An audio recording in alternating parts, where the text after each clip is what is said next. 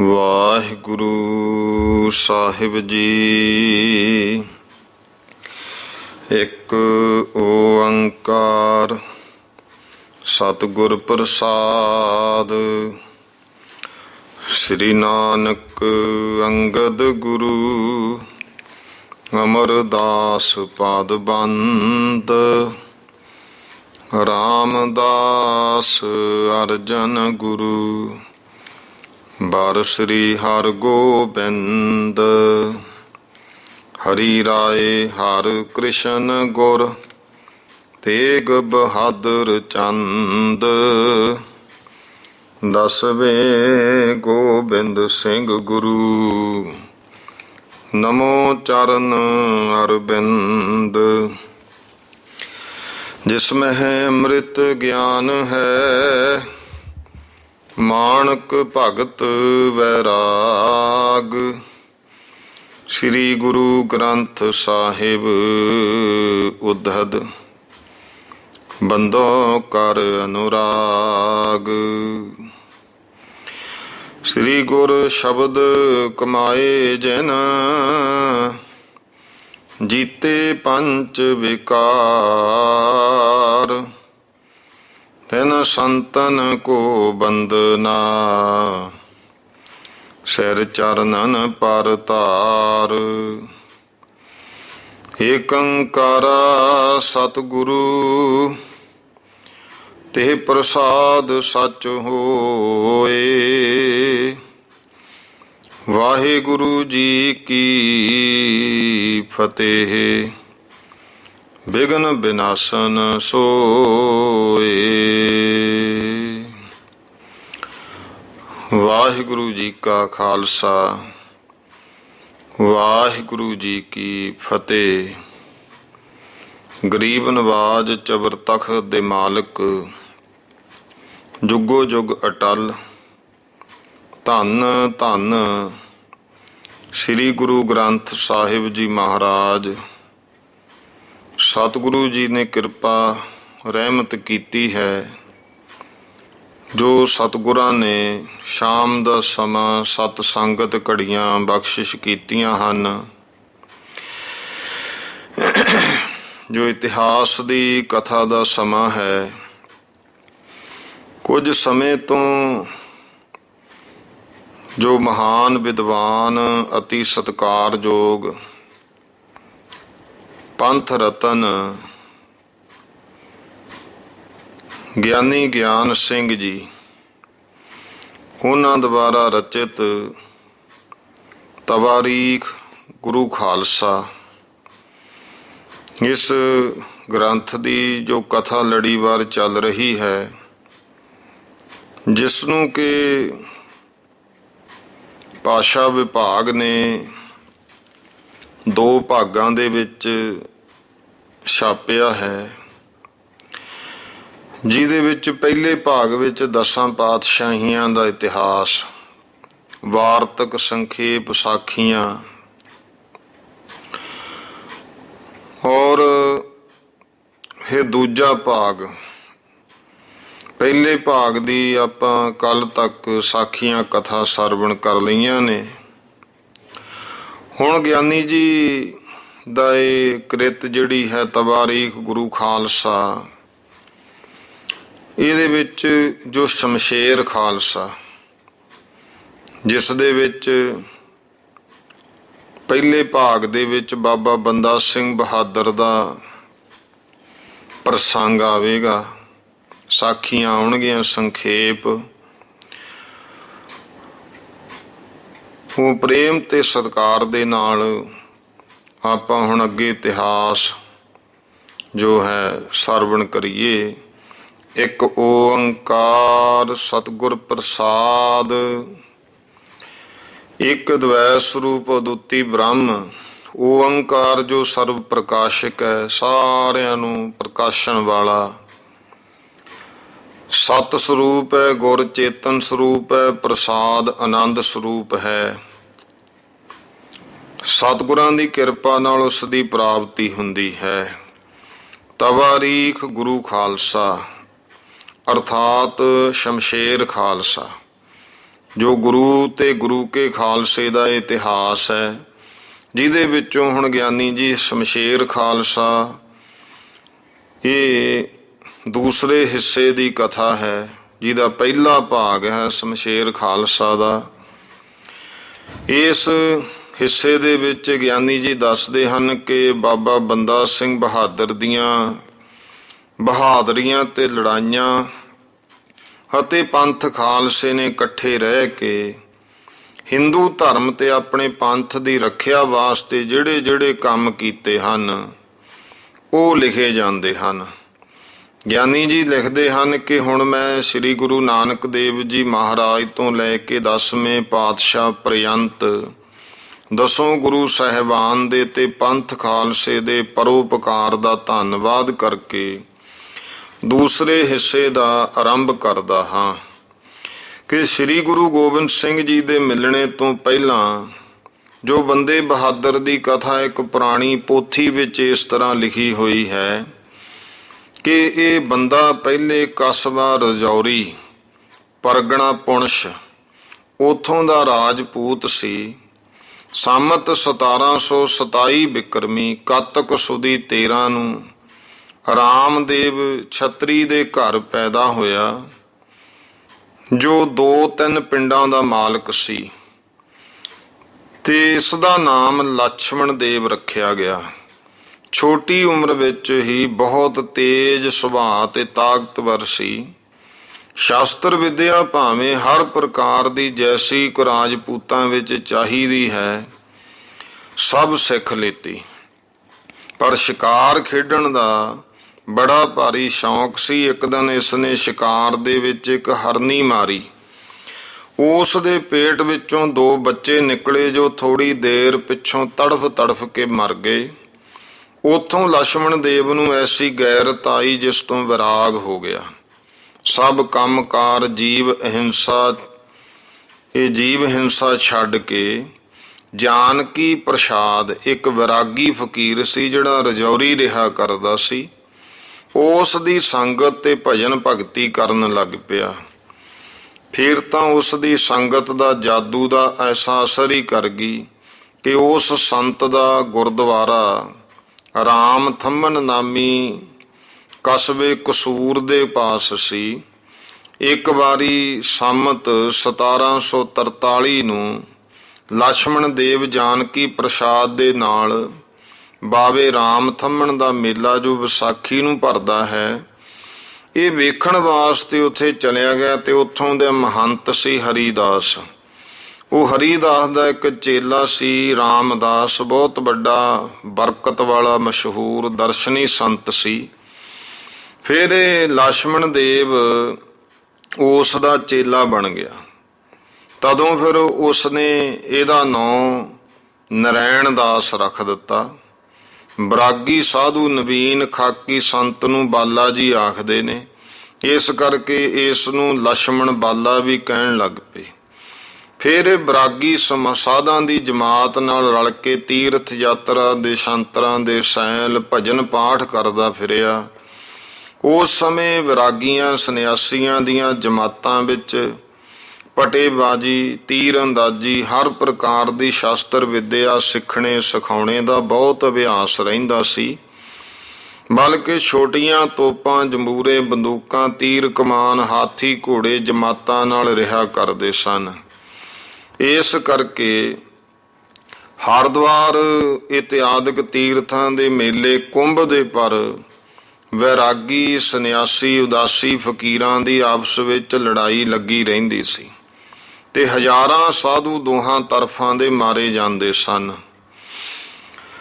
ਜਦੋਂ ਨਰੈਣ ਦਾਸ ਤੀਰਥ ਯਾਤਰਾ ਕਰਦਾ ਹੋਇਆ ਦੱਖਣ ਦੇਸ਼ ਦੇ ਵਿੱਚ ਨਾਸਿਕ ਸ਼ਹਿਰ ਗੋਦਾਵਰੀ ਗੰਗਾ ਦੇ ਕਿਨਾਰੇ ਪੰਚਵਟੀ ਪਹੁੰਚਿਆ ਤਾਂ ਇਹ ਸੁੰਦਰ ਜਗ੍ਹਾ ਦੇਖ ਕੇ ਉੱਥੇ ਹੀ ਤਪੱਸਿਆ ਕਰਨ ਲੱਗ ਪਿਆ। ਇੱਥੇ ਹੀ ਲਛਮਣ ਜੀ ਨੇ ਸਰੂਪ ਨਖਾ ਦਾ ਨੱਕ ਕੱਟਿਆ ਸੀ ਤੇ ਹੁਣ ਵੀ ਜਪੀ ਤਪੀ ਸੰਤ ਇੱਥੇ ਬਹੁਤ ਰਹਿੰਦੇ ਹਨ। ਇੱਥੇ ਇਸੇ ਥਾਂ ਤੇ ਇੱਕ ਔਗੜਨਾਥ ਜੋਗੀ, ਇਹ ਲੂਣੀਆਂ ਸਿੱਧ ਸੀ, ਲੂਣੀਏ ਸਿੱਧ ਦਾ ਚੇਲਾ ਸੀ ਇਹ ਔਗੜਨਾਥ, ਉਹ ਰਿਹਾ ਕਰਦਾ ਸੀ। ਤੇ ਲੂਣੀਏ ਸਿੱਧ ਨੇ ਇੱਕ ਜੰਤਰਾਂ ਮੰਤਰਾਂ ਦੀ ਪੋਥੀ ਲਿਖੀ ਹੋਈ ਸੀ, ਜਿਹੜਾ ਉਹਨਾਂ ਨੂੰ ਸਾਧ ਲੈਂਦਾ ਸੀ ਉਹ ਜੰਤਰ ਮੰਤਰ ਫੁਰਿਆਉਂਦੇ ਹੁੰਦੇ ਸਨ ਤੇ ਬੜੇ ਉਹਨਾਂ ਸਮਿਆਂ ਵਿੱਚ ਕੰਮ ਕਰਦੇ ਸੀ। ਉਹ ਲੂਣੀਏ ਸਿੱਧ ਦੇ ਚੇਲੇ ਔਗੜਨਾਥ ਨੇ ਵੀ ਉਹ ਜੰਤਰ ਮੰਤਰ ਆਪਣੇ ਸਿੱਧ ਕੀਤੇ ਹੋਏ ਸੀ ਤੇ ਉਸੇ ਲੂਣੀਏ ਸਿੱਧ ਦੇ ਬਣਾਏ ਹੋਏ ਜੰਤਰ ਮੰਤਰ ਲੋਕਾਂ ਵਿੱਚ ਹੁਣ ਤੱਕ ਬਹੁਤ ਪ੍ਰਸਿੱਧ ਹਨ। ਔਗੜਨਾਥ ਜੋਗੀ ਸਿੱਧ ਦੀ ਟਹਿਲ ਸੇਵਾ ਨਰੈਣ ਦਾਸ ਨੇ ਬਹੁਤ ਚੰਗੀ ਕੀਤੀ, ਕਿਉਂਕਿ ਪਹਿਲਾਂ ਲਛਮਣ ਦਾਸ ਨਾਂ ਪਿਆ, ਬਰਾਗੀਆਂ ਦੀ ਸੰਗਤ ਵਿੱਚ ਗਿਆ ਮਾਧੋ ਦਾਸ ਨਾਂ ਪਿਆ। ਬਰਾਗੀਆਂ ਤੋਂ ਗਾਹਾਂ ਫਿਰ ਜਿਹੜਾ ਸੰਤ ਦਾ ਚੇਲਾ ਬਣਿਆ ਰਾਮਦਾਸ ਸੰਤ ਦਾ, ਉਹਨੇ ਨਾਂ ਨਰੈਣ ਦਾਸ ਰੱਖਿਆ ਸੀ, ਜਾਂ ਇਹਨਾਂ ਜੋਗੀਆਂ ਨੇ ਇਹ ਨਾਂ ਬਦਲਦੇ ਰਹੇ। ਬਹੁਤ ਸੇਵਾ ਕੀਤੀ, ਜਿਸ ਤੋਂ ਖੁਸ਼ ਹੋ ਕੇ ਫਿਰ ਉਹ ਔਗੜਨਾਥ ਜੋਗੀ ਨੇ ਆਪਣੇ ਅੰਤ ਸਮੇਂ ਸੰਮਤ 1748 ਬਿਕਰਮੀ ਨੂੰ ਉਹ ਪੋਥੀ ਜਿਹਦੇ ਵਿੱਚ 64 ਵਿਦਿਆ ਸਿੱਖਣੇ ਦੇ ਪ੍ਰਕਾਰ ਪ੍ਰਤਿਆਏ ਹੋਏ ਮੰਤਰ ਜੰਤਰ ਲਿਖੇ ਹੋਏ ਸਨ, ਇਸ ਨੂੰ ਬਖਸ਼ ਦਿੱਤੀ ਤੇ ਉਸ ਦੇ ਕਮਾਉਣ ਦਾ ਭੇਤ ਔਰ ਰਸਾਇਣ ਬਣਾਉਣ ਦੀ ਬੂਟੀ ਆਦਿ ਗੁਣ ਇਹ ਵੀ ਸਾਰੇ ਨਰੈਣ ਦਾਸ ਨੂੰ ਦੱਸ ਦਿੱਤੇ। ਫਿਰ ਤੇ ਵਿਦਿਆ ਨੂੰ ਸਿੱਖ ਕੇ ਐਸਾ ਵੱਡਾ ਜੋਗੀ ਪ੍ਰਸਿੱਧ ਸਿੱਧ ਹੋ ਗਿਆ। ਦੱਖਣ ਦੇਸ਼ ਸੈਲ ਕਰਦਾ ਹੋਇਆ ਨੰਦੇੜ ਸ਼ਹਿਰ, ਜੋ ਹੰਗੋਲੀ ਤੋਂ 18 ਕੋ ਹੈ, ਗੋਦਾਵਰੀ ਗੰਗਾ ਕਿਨਾਰੇ ਇੱਕ ਬਗੀਚਾ ਬਣਾ ਕੇ ਰਹਿਣ ਲੱਗ ਪਿਆ।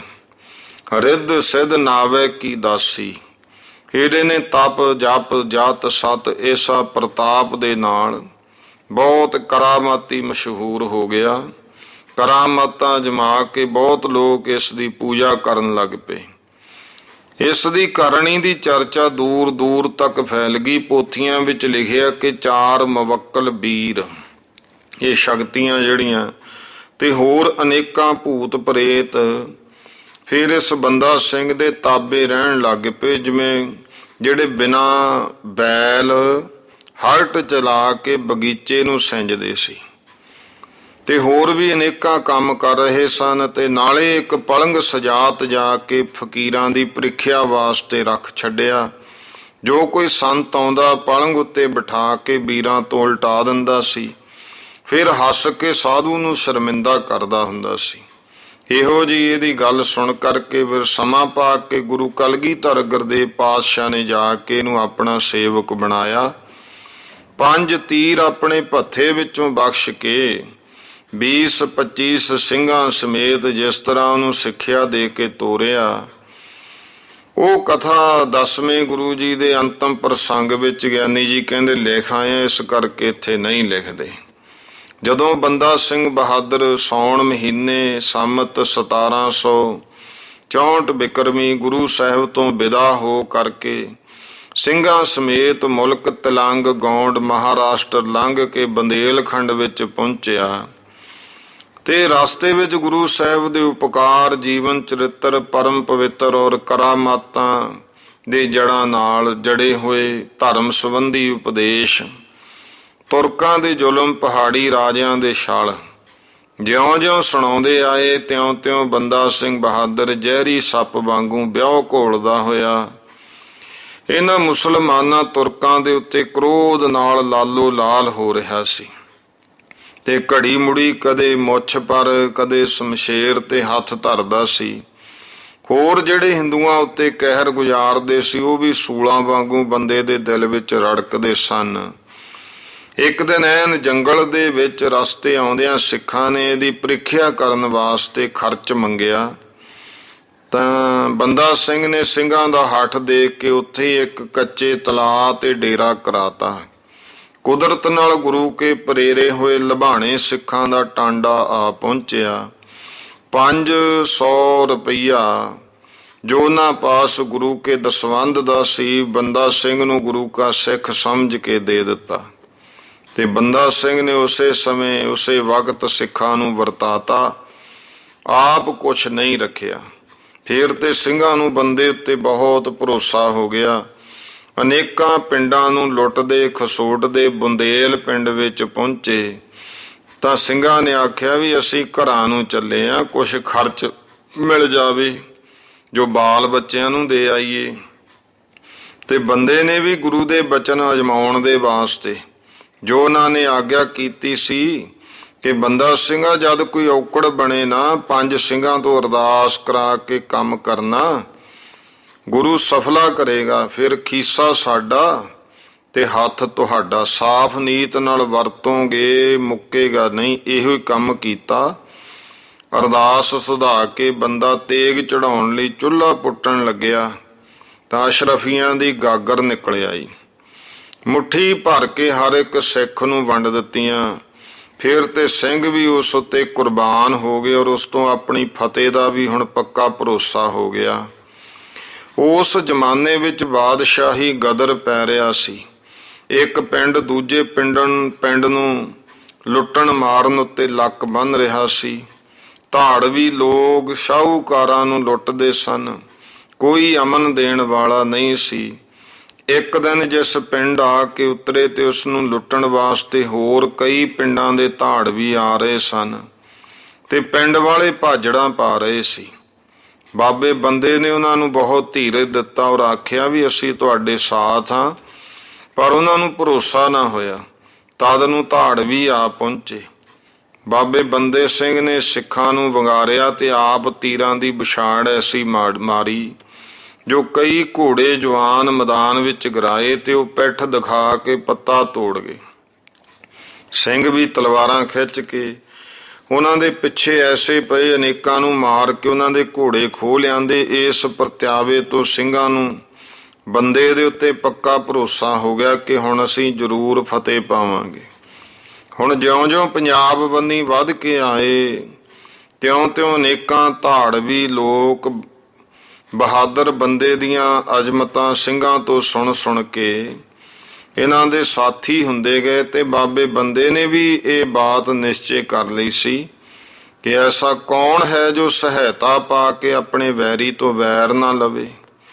ਮੁਸਲਮਾਨਾਂ ਦੇ ਜ਼ੁਲਮ ਕਿਸ ਹਿੰਦੂ ਨੂੰ ਕੰਡੇ ਵਾਂਗੂ ਨਹੀਂ ਰੜਕਦੇ। ਜਦੋਂ ਜ਼ਾਲਮ ਤੁਰਕਾਂ ਨੇ ਕਿਸੇ ਹਿੰਦੂ ਦੀ ਵੀ ਇੱਜ਼ਤ ਨਹੀਂ ਛੱਡੀ ਔਰ ਕਿਸੇ ਦੀ ਬਹੂ ਬੇਟੀ ਅਛੂਤ ਨਹੀਂ ਛੱਡੀ, ਉਹ ਕੌਣ ਹੈ ਜੋ ਐਸੀ ਬੇਈਮਾਨ ਕੌਮ ਉੱਤੇ ਘਿਰਣਾ ਕਰਕੇ ਬਦਲਾ ਲੈਣਾ ਨਹੀਂ ਚਾਹੁੰਦਾ। ਭਾਈ ਸਿੱਖੋ, ਜਦ ਅਸੀਂ ਛੇੜੀ ਹੈ ਤਾਂ ਜ਼ਰੂਰ ਹਿੰਦੂਆਂ ਦੇ ਦਿਲ ਵਿੱਚ ਵੀ ਲਾਗ ਦੀ ਅੱਗ ਜ਼ਰੂਰ ਭੜਕ ਉੱਠੇਗੀ। ਕੁਝ ਲੁੱਟ ਦਾ ਲਾਲਚ, ਕੁਝ ਵੈਰੀਆਂ ਤੋਂ ਵੈਰ ਲੈਣ ਨੂੰ ਸਾਡੇ ਵੰਗਾਰੇ ਹੋਏ ਹਿੰਦੂ ਸੂਰਵੀਰ ਭਾਈ ਕਿਉਂ ਨਾ ਜ਼ਾਲਮਾਂ ਦੇ ਜ਼ੁਲਮ ਦਾ ਬਦਲਾ ਲੈਣਗੇ। ਸਾਨੂੰ ਜ਼ਰੂਰ ਯਕੀਨ ਹੈ ਕਿ ਇਹ ਜ਼ਰੂਰ ਉਛਲ ਪੈਣਗੇ। ਜਿਨ੍ਹਾਂ ਦੁਸ਼ਟਾਂ ਨੇ ਸਤਵੰਤੀਆਂ ਦੇ ਸੱਤ ਤੋੜੇ ਐ, ਲੜਕੀਆਂ ਕੁੜੀਆਂ ਮੁੰਡੇ ਫੜ ਕੇ ਗੁਲਾਮ ਬਣਾ ਰੱਖੇ ਨੇ, ਹਿੰਦੂਆਂ ਨੂੰ ਭੇਡਾਂ ਬੱਕਰੀਆਂ ਦੀ ਤਰ੍ਹਾਂ ਕੋਹਿਆ ਗਿਆ ਹੈ ਤੇ ਬੜੇ ਜਜੀਏ ਹਿੰਦੂਆਂ ਪਰ ਲਾ ਰੱਖੇ ਹਨ। ਸਵਾਦਲੀ ਚੀਜ਼ ਖਾਣੀ ਨਹੀਂ ਮਿਲਦੀ। ਜਿਨ੍ਹਾਂ ਦੇ ਲਹੂ ਨਾਲ ਤੁਰਕ ਨਹਾ ਰਹੇ ਨੇ, ਕਿਆ ਉਹ ਬਹਾਦਰ ਹਿੰਦੂ ਮਨ ਵਿੱਚ ਵਿਆਹ ਨਹੀਂ ਘੋਲਦੇ ਹੋਣਗੇ? ਬੇਸ਼ੱਕ ਵੈਰੀਆਂ ਦੇ ਲਹੂ ਪੀਣ ਦਾ ਅਵਸਰ ਵੇਖਦੇ ਹਨ, ਮੌਕਾ ਪਾ ਕੇ ਜ਼ਰੂਰ ਆਪਣੇ ਹੱਥ ਦਿਖਾਉਣਗੇ। ਤੇ ਜਿਨ੍ਹਾਂ ਨੂੰ ਲੁੱਟ ਪੁੱਟ ਕੇ ਮੁਸਲਮਾਨਾਂ ਨੇ ਟੁਕੜੇ ਤੋਂ ਲਾਚਾਰ ਕਰ ਛੱਡਿਆ ਤੇ ਮਿੱਟੀ ਦੇ ਭਾਂਡੇ ਬਿਨਾਂ ਹੋਰ ਕੁਝ ਰਹਿਣ ਨਹੀਂ ਦਿੱਤਾ, ਕੀ ਉਹ ਹਿੰਦੂ ਤੁਰਕਾਂ ਦੇ ਘਰ ਲੁੱਟਣ ਨੂੰ ਖੜੇ ਨਾ ਹੋਣਗੇ? ਜਿਨ੍ਹਾਂ ਦੇ ਬੜੇ ਕੀਮਤੀ ਮੰਦਰ ਤੋੜ ਕੇ ਮੂਰਤਾਂ ਫੋੜ ਫਰਸ਼ ਕਰਾ ਕੇ ਉਹਨਾਂ ਉੱਤੇ ਹਰ ਰੋਜ਼ ਹਿੰਦੂ ਕਤਲ ਕੀਤੇ ਜਾਂਦੇ ਆ ਤੇ ਜਾ ਕੇ ਫਿਰ ਕੁੱਤਿਆਂ ਨੂੰ ਖਵਾਏ ਜਾਂਦੇ, ਕੀ ਉਹ ਵੈਰੀਆਂ ਦੇ ਪੁੱਤਾਂ ਪੋਤਰਿਆਂ ਤੋਂ ਬਦਲਾ ਲੈਣ ਨੂੰ ਨਹੀਂ ਖੜੇ ਹੋਣਗੇ? ਐਸੀਆਂ ਨਸੀਹਤਾਂ ਉਪਦੇਸ਼ ਬੰਦਾ ਬਹਾਦਰ ਹਿੰਦੂਆਂ ਤੇ ਸਿੰਘਾਂ ਨੂੰ ਦੇ ਕਰਕੇ ਸੂਰਵੀਰਤਾ ਦਾ ਕ੍ਰੋਧ ਚੜਾ ਰਿਹਾ ਸੀ। ਜੋ ਆਉਂਦਾ ਸੀ ਉਹਨੂੰ ਬੜੇ ਪ੍ਰੇਮ ਨਾਲ ਮਿਲਾਈ ਜਾਂਦਾ। ਨਾਲੇ ਉਸ ਵੇਲੇ ਨੁਰੰਗੇ ਦੇ ਮਰਨੇ ਕਰਕੇ ਉਹਦੇ ਪੁੱਤਰਾਂ ਵਿੱਚ ਲੜਾਈ ਵੈਰ ਬਹੁਤ ਵੱਧ ਰਹੇ ਸਨ। ਮੁਲਕ ਵਿੱਚ ਰਾਜ ਰੌਲਾ ਪੈਣ ਕਰਕੇ ਜਿਹੜੇ ਹਾਕਮ ਸੀ ਉਹ ਆਪਣੇ ਟਿਕਾਣੇ ਕੇਵਲ ਆਪਣੀ ਜਾਨ ਮਾਲ ਦੇ ਵਿੱਚ ਰੁਕੇ ਹੋਏ ਸੀ। ਇੱਕ ਤਾਂ ਇਸ ਤਰ੍ਹਾਂ ਵੀ ਬੰਦੋਬਸਤ ਟੁੱਟ ਰਿਹਾ ਸੀ, ਦੂਜਾ ਬੰਦੇ ਦੀਆਂ ਕਰਾਮਾਤਾਂ ਸੁਣ ਕੇ ਮੁਸਲਮਾਨ ਕੋਈ ਮੁਕਾਬਲੇ ਤੇ ਨਹੀਂ ਸੀ ਆ ਸਕਦਾ। ਇਸ ਕਰਕੇ ਵੱਡੇ ਵੱਡੇ ਪਿੰਡਾਂ ਵਾਲੇ ਛੋਟੇ ਪਿੰਡਾਂ ਦੀ ਤੇ ਧਨੀ ਲੋਕਾਂ ਦੀ ਲੁੱਟ ਖਸੋਟ ਕਰ ਰਹੇ ਸਨ। ਹੁਣ ਇਹ ਵੀ ਲੁੱਟਦੇ ਖਸੋਟਦੇ ਜਦੋਂ ਮਥੁਰਾ ਦੇ ਇਲਾਕੇ ਆ ਕੇ ਇੱਕ ਪਿੰਡ ਉਤਰੇ ਤਾਂ ਅੱਗੋਂ ਉਹ ਵਿਆਕੁਲ ਹੋ ਕੇ ਉਜੜੇ ਜਾ ਰਹੇ ਸੀ। ਇਹਨਾਂ ਨੇ ਉਹਨਾਂ ਨੂੰ ਦੁਖੀਏ ਦੇਖ ਕੇ ਧੀਰਜ ਦਿੱਤਾ ਤੇ ਸਹਾਇਤਾ ਕਰਨ ਦਾ ਵਾਅਦਾ ਕੀਤਾ, ਤਾਂ ਵੀ ਉਹ ਧੀਰਜੀ ਨਾ ਹੋਏ। ਪਰ ਧਰਵਾਸ ਇਹਨਾਂ ਦਾ ਉਹਨਾਂ ਨਗਰ ਵਾਲਿਆਂ ਨੂੰ ਹੋ ਗਿਆ। ਤਦ ਨੂੰ ਸ਼ਾਮ ਪੈ ਗਈ। ਇੱਕ ਵੱਡਾ ਭਾਰੀ ਲਸ਼ਕਰ ਲੁਟੇਰਿਆਂ ਦਾ ਆ ਪਹੁੰਚਿਆ। ਬੰਦੇ ਬਹਾਦਰ ਨੇ ਸਿੰਘਾਂ ਨੂੰ ਨਾਲ ਲੈ ਕੇ ਅੱਗਿਓਂ ਹੋ ਕੇ ਤੀਰਾਂ ਬੰਦੂਕਾਂ ਦੀ ਐਸੀ ਝਾੜ ਝਾੜੀ ਕਿ ਬਹੁਤ ਸਾਰੇ ਮਾਰੇ ਗਏ ਤੇ ਬਾਕੀ ਦੇ ਉਹ ਧਾੜ ਵੀ ਨੱਸ ਉੱਠੇ। ਸੱਚ ਹੈ, ਜਿਵੇਂ ਕਹਿੰਦੇ ਲੈਣੇ ਦੇ ਦੇਣੇ ਆ ਗਏ। ਸਿੰਘਾਂ ਨੇ ਉਹਨਾਂ ਦੇ ਵੀ ਘੋੜੇ ਸਾਂਭ ਲਏ। ਫਿਰ ਤੇ ਉਹ ਸਾਰਾ ਪਿੰਡ ਹੀ ਬੰਦੇ ਦਾ ਸੇਵਕ ਬਣ ਗਿਆ। ਔਰ ਕਈ ਦਿਨ ਇਹਨਾਂ ਨੂੰ ਠਹਿਰਾ ਕੇ ਸੇਵਾ ਕੀਤੀ। ਸੇਲੇ, ਤਲਵਾਰਾਂ, ਤੋੜੇਦਾਰਾਂ ਤੇ ਛਵੀਆਂ ਲੈ ਕਰਕੇ ਫਿਰ ਉਹ ਵੀ ਬੰਦੇ ਦੇ ਸਾਥ ਹੋ ਗਏ। ਇਸ ਤਰ੍ਹਾਂ ਸੈਰ ਸ਼ਿਕਾਰ ਕਰਦੇ ਪਰਗਣਾ ਖਰਖੋੜ ਸ਼ਹਿਰ ਖੰਡੇ ਪਿੰਡ ਦਿੱਲੀ ਤੋਂ 20 ਮੀਲ ਬੰਦੇ ਨੇ ਆ ਕੇ ਡੇਰਾ ਜਮਾਇਆ। ਬਾਬਾ ਬਨੋਦ ਸਿੰਘ ਤ੍ਰਿਹਣ ਵੰਸ਼ ਗੁਰੂ ਅੰਗਦ ਦੇ ਪਾਤਸ਼ਾਹ ਮਹਾਰਾਜ ਦੀ ਅੰਸ਼ ਵੰਸ਼, ਬਾਬਾ ਕਾਹਨ ਸਿੰਘ ਭੱਲਾ ਵੰਸ਼ ਗੁਰੂ ਅਮਰਦਾਸ ਜੀ ਦੀ ਮਹਾਰਾਜ ਦੀ ਅੰਸ਼ ਵੰਸ਼, ਭਾਈ ਬਾਜ ਸਿੰਘ ਇਹ ਤੇ ਭਾਈ ਰਾਮ ਸਿੰਘ ਬੱਲ, ਇਹ ਬੱਲ ਗੋਤ ਦਾ ਜ਼ਿਮੀਂਦਾਰ ਸੀ। ਮੀਰਪੁਰ ਪੱਟੀ ਦੇ ਰਹਿਣ ਵਾਲੇ ਇਹ ਦੋਵੇਂ ਜਿਹੜੇ ਸਨ, ਭਾਈ ਬਾਜ ਸਿੰਘ ਤੇ ਭਾਈ ਰਾਮ ਸਿੰਘ, ਇਹ ਬੱਲ ਗੋਤ ਦੇ ਜੱਟ ਸਨ, ਜ਼ਿਮੀਂਦਾਰ ਸੀ। ਫਿਰ ਮਝੈਲ ਤੇ ਹੋਰ ਤਖਤਾ ਸਿੰਘ, ਬਖਤਾ ਸਿੰਘ, ਇਹ ਜਿਹੜੇ ਆ ਭਾਈ ਭਗਤੂ ਕੇ। ਹੋਰ ਇਸ ਤਰ੍ਹਾਂ ਕੈਂਬੋ ਵਾਲੀਏ, ਮਲਵਈ, ਇਹਨਾਂ ਨਾਲ ਗੁਰਮਤਾ ਕਰਕੇ ਬਾਬੇ ਬੰਦੇ ਬਹਾਦਰ ਨੇ ਮਾਝੇ, ਦੁਆਬੇ, ਦੜਪ, ਮਾਲਵੇ ਦੇਸ਼ ਦੇ ਵਿੱਚ ਚਿੱਠੀਆਂ, ਹੁਕਮਨਾਮੇ ਸਿੱਖਾਂ ਨੂੰ ਭੇਜ ਤੇ ਲਿਖਿਆ। ਲਿਖਦੇ ਹਨ, ਚੌਪਈ ਲਿਖੇ ਪੱਤਰ ਸਿੰਘਨ ਕੋ ਬੰਦੇ, ਸ਼ਹਿਰ ਖੰਡਿਓ ਬੈਠ ਸੋ ਛੰਦੇ। ਬਾਬਾ ਬੰਦਾ ਸਿੰਘ ਨੇ ਸਿੰਘਾਂ ਨੂੰ ਚਿੱਠੀਆਂ ਲਿਖੀਆਂ। ਸ਼ਹਿਰ ਖੰਡਾ ਹੁਣ ਦਿੱਲੀ ਦੇ ਵਿੱਚ ਆ ਗਿਆ ਇਹ ਪਿੰਡ। ਸ਼ੇਰ ਖੰਡੇ ਨਗਰ ਤੋਂ ਬੈਠ ਕੇ ਸੋ ਛੰਦੇ ਭਾਵ ਆਪਣੀ ਇੱਛਾ ਸਹਿਤ, ਪਹਿਲੇ ਮਾਨੋ ਫਤਿਹ ਵਿਸ਼ੇਸ਼, ਫੇਰ ਪੜੋ ਪੱਤਰ ਭਲ ਏਸ। ਕੀ ਲਿਖਿਆ ਵੀ ਪਹਿਲਾਂ ਤਾਂ ਸਿੰਘੋ ਫਤਿਹ ਪ੍ਰਵਾਨ ਕਰੋ, ਫੇਰ ਇਸ ਪੱਤਰ ਨੂੰ ਇਸ ਤਰ੍ਹਾਂ ਭਲੀ ਪ੍ਰਕਾਰ ਪੜ੍ਹ ਲਵੋ। ਗੁਰੂ ਸਿੱਖ ਆਵੋ ਦੇਰ ਨਾ ਲਾਵੋ, ਤੁਰਕਨ ਕੀ ਜੜ ਮੂਲ ਉਠਾਵੋ। ਕੀ ਲਿਖਿਆ ਹੈ, ਗੁਰੂ ਕੇ ਸਿੱਖੋ ਦੇਰੀ ਨਹੀਂ ਲਾਉਣੀ, ਹੁਣ ਆਜੋ ਤੁਰਕਾਂ ਦੀ ਜੜ ਨੂੰ ਬਿਲਕੁਲ ਉਠਾ ਦਈਏ, ਪੱਟ ਦਈਏ। ਮੈਨੂੰ ਭੇਜਿਓ ਕਾਰਜ ਏਸ, ਜਗਤ ਗੁਰੂ ਸਾਹਿਬ ਦਸਮੇਸ਼। ਬੰਦਾ ਸਿੰਘ ਨੇ ਚਿੱਠੀਆਂ 'ਚ ਲਿਖਿਆ, ਸਿੰਘੋ ਮੈਨੂੰ ਇਸੇ ਕੰਮ ਵਾਸਤੇ ਜਗਤ ਗੁਰੂ 10ਵੇਂ ਪਾਤਸ਼ਾਹ ਨੇ ਭੇਜਿਆ ਹੈ। ਸਾਹਿਬਜ਼ਾਦਿਓ ਕਾ ਲਿਹੋ ਬੈਰ, ਹਤੋ ਵਜੀਦੇ ਕੋ ਕਰ ਜ਼ੈਰ। ਹੁਣ ਸਾਹਿਬਜ਼ਾਦਿਆਂ ਦਾ ਵੈਰ ਲੈਣਾ ਤੇ ਵਜੀਦੇ ਨੂੰ ਮਾਰਨਾ, ਸਰਹੰਦ ਦੇ ਸੂਬੇ ਨੂੰ। ਫੇਰ ਗਰੀਸਨ ਕੋ ਮੈਂ ਜੀਤ, ਰਾਜ ਸਿੰਘਨ ਕਾ ਠਟੋਂ ਅਪੀਤ। ਫਿਰ ਕਹਿੰਦੇ ਮੈਂ ਪਹਾੜੀ ਰਾਜਿਆਂ ਨੂੰ ਜਿੱਤ ਕੇ ਸਿੰਘਾਂ ਦਾ ਰਾਜ ਪੈਦਾ ਕਰਨਾ ਹੈ। ਹਾਲ ਕਰੋ ਵੈਰਨ ਕਾ ਮੰਦਾ, ਤਬੈ ਪਛਾਨਿਓ ਮੇਹੋ ਗੁਰ ਬੰਦਾ। ਮੈਂ ਵੈਰੀਆਂ ਦਾ ਹਾਲ ਬਹੁਤ ਮੰਦਾ ਕਰਨਾ, ਫੇਰ ਮੈਨੂੰ ਜਾਣਿਓ ਵੀ ਇਹ ਗੁਰੂ ਕਾ ਬੰਦਾ ਹੈ। ਇਸ ਮੈਂ ਜਰਾ ਕੂਰ ਨਾ ਥੈ ਹੈ, ਮਿਲੋ ਆਏ ਹਮ ਸੰਗ ਅਬੈ ਹੈ। ਐਂ ਲਿਖਿਆ, ਸਿੰਘੋ ਇਹਦੇ ਵਿੱਚ ਕੋਈ ਝੂਠ ਨਾ ਜਾਣਨਾ, ਮੈਨੂੰ ਹੁਣੇ ਆ ਕੇ ਮੇਰੇ ਨਾਲ ਮਿਲ ਜਾਵੋ। ਇਕਤ ਵਾਰਤਾ ਲਿਖ ਕੇ ਬੰਦੇ ਔਰ ਹੁਕਮਨਾਮੇ ਗੁਰ ਸੰਦੇ। ਇਸ ਤਰ੍ਹਾਂ ਦੀ ਵਾਰਤਾ ਲਿਖ ਕੇ ਤੇ ਫਿਰ ਬਾਬਾ ਬੰਦਾ ਸਿੰਘ ਨੇ ਉਹ ਗੁਰੂ ਕੇ ਜਿਹੜੇ ਹੁਕਮਨਾਮੇ ਹੈ, ਜੋ ਨੰਦੇੜ ਤੋਂ ਥੇ ਗੁਰ ਦੀਏ, ਸੋ ਤਬ ਤਬੈ ਰਵਾਨੇ ਕੀਏ। ਇਹ ਮਹਾਰਾਜ ਨੇ ਹੁਕਮਨਾਮੇ ਲਿਖ ਕੇ ਮੁਖੀ ਮਾਝੇ ਮਾਲਵੇ ਦੇ ਸਿੰਘਾਂ ਨੂੰ ਦਿੱਤੇ ਸੀ ਵੀ ਆਹ ਭੇਜਦੀ ਨਾਲ। ਉਹ ਜਿੰਨੇ ਲਿਖ ਕੇ ਦਿੱਤੇ ਸਨ ਉਹ ਸਾਰੇ ਫਿਰ ਹੁਕਮਨਾਮੇ ਰਵਾਨਾ ਕਰਤੇ। ਦੇਸ ਦੇਸ ਪਿੰਡ ਸੋ ਗਏ, ਗੁਰ ਕੇ ਸਿੱਖੋਂ ਨੇ ਮੰਨ ਲਏ। ਜਦੋਂ ਹੁਕਮਨਾਮੇ ਪਹੁੰਚੇ, ਗੁਰੂ ਕੇ ਸਿੱਖਾਂ ਨੇ ਉਹ ਹੁਕਮਨਾਮੇ ਮੰਨ ਲਏ। ਭਏ ਤਿਆਰ ਆਵਨ ਕੇ ਤਾਈ, ਲਏ ਸੰਭਾਲ ਹਥਿਆਰ ਤਦਾਈ। ਸਾਰੇ ਤਿਆਰ ਹੋ ਗਏ ਸਿੰਘ, ਹਥਿਆਰ ਤਦ ਸਭ ਨੇ ਸਾਂਭ ਲਏ।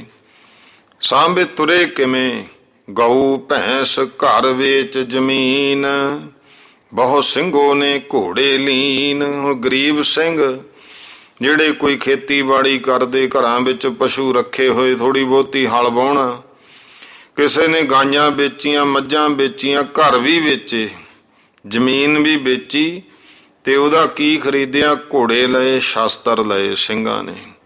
ਬੰਦੇ ਕੀ ਦਿਸ ਜਬ ਮਿਲ ਚਾਲੇ, ਤੁਰਕਨ ਪਾਏ ਹੋ ਖਬਰ ਬਸਾਲੇ।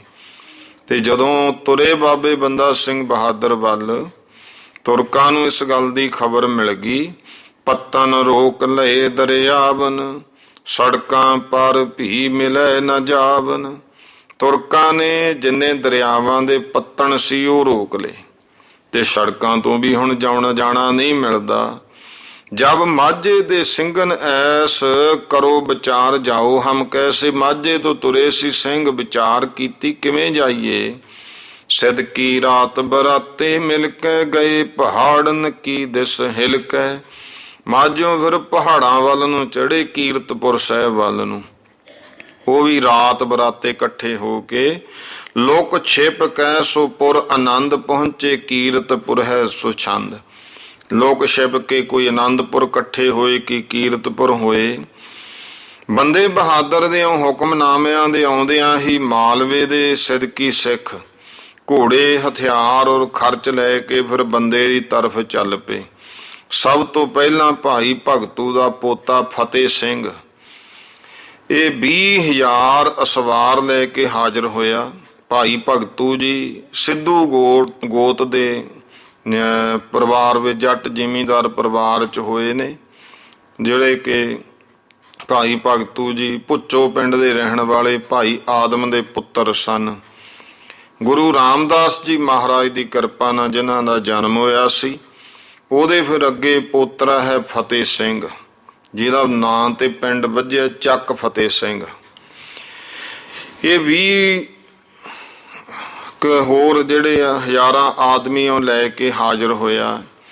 ਫਿਰ ਭਾਈ ਰੂਪੇ ਕੇ ਪੋਤਰੇ, ਇਹ ਪਰਮ ਸਿੰਘ, ਧਰਮ ਸਿੰਘ, ਇਹ ਤਰਖਾਣ ਪਰਿਵਾਰ ਵਿੱਚੋਂ ਸਿੱਖ, ਇਹ ਵੀ ਆਪਣੇ ਸਾਥੀਆਂ ਸਮੇਤ ਆ ਪਹੁੰਚੇ। ਫਿਰ ਫੂਲਕਿਆਂ ਚੋਂ ਇਹ ਵੀ ਆਉਂਦੇ ਆ, ਜਿਹੜੇ ਸਿੱਧੂ ਜੱਟਾਂ ਚੋਂ ਆਉਂਦੇ ਨੇ, ਫੂਲਕੇ ਵੀ ਰਾਮ ਸਿੰਘ ਤੇ ਤਰਲੋਕ ਸਿੰਘ।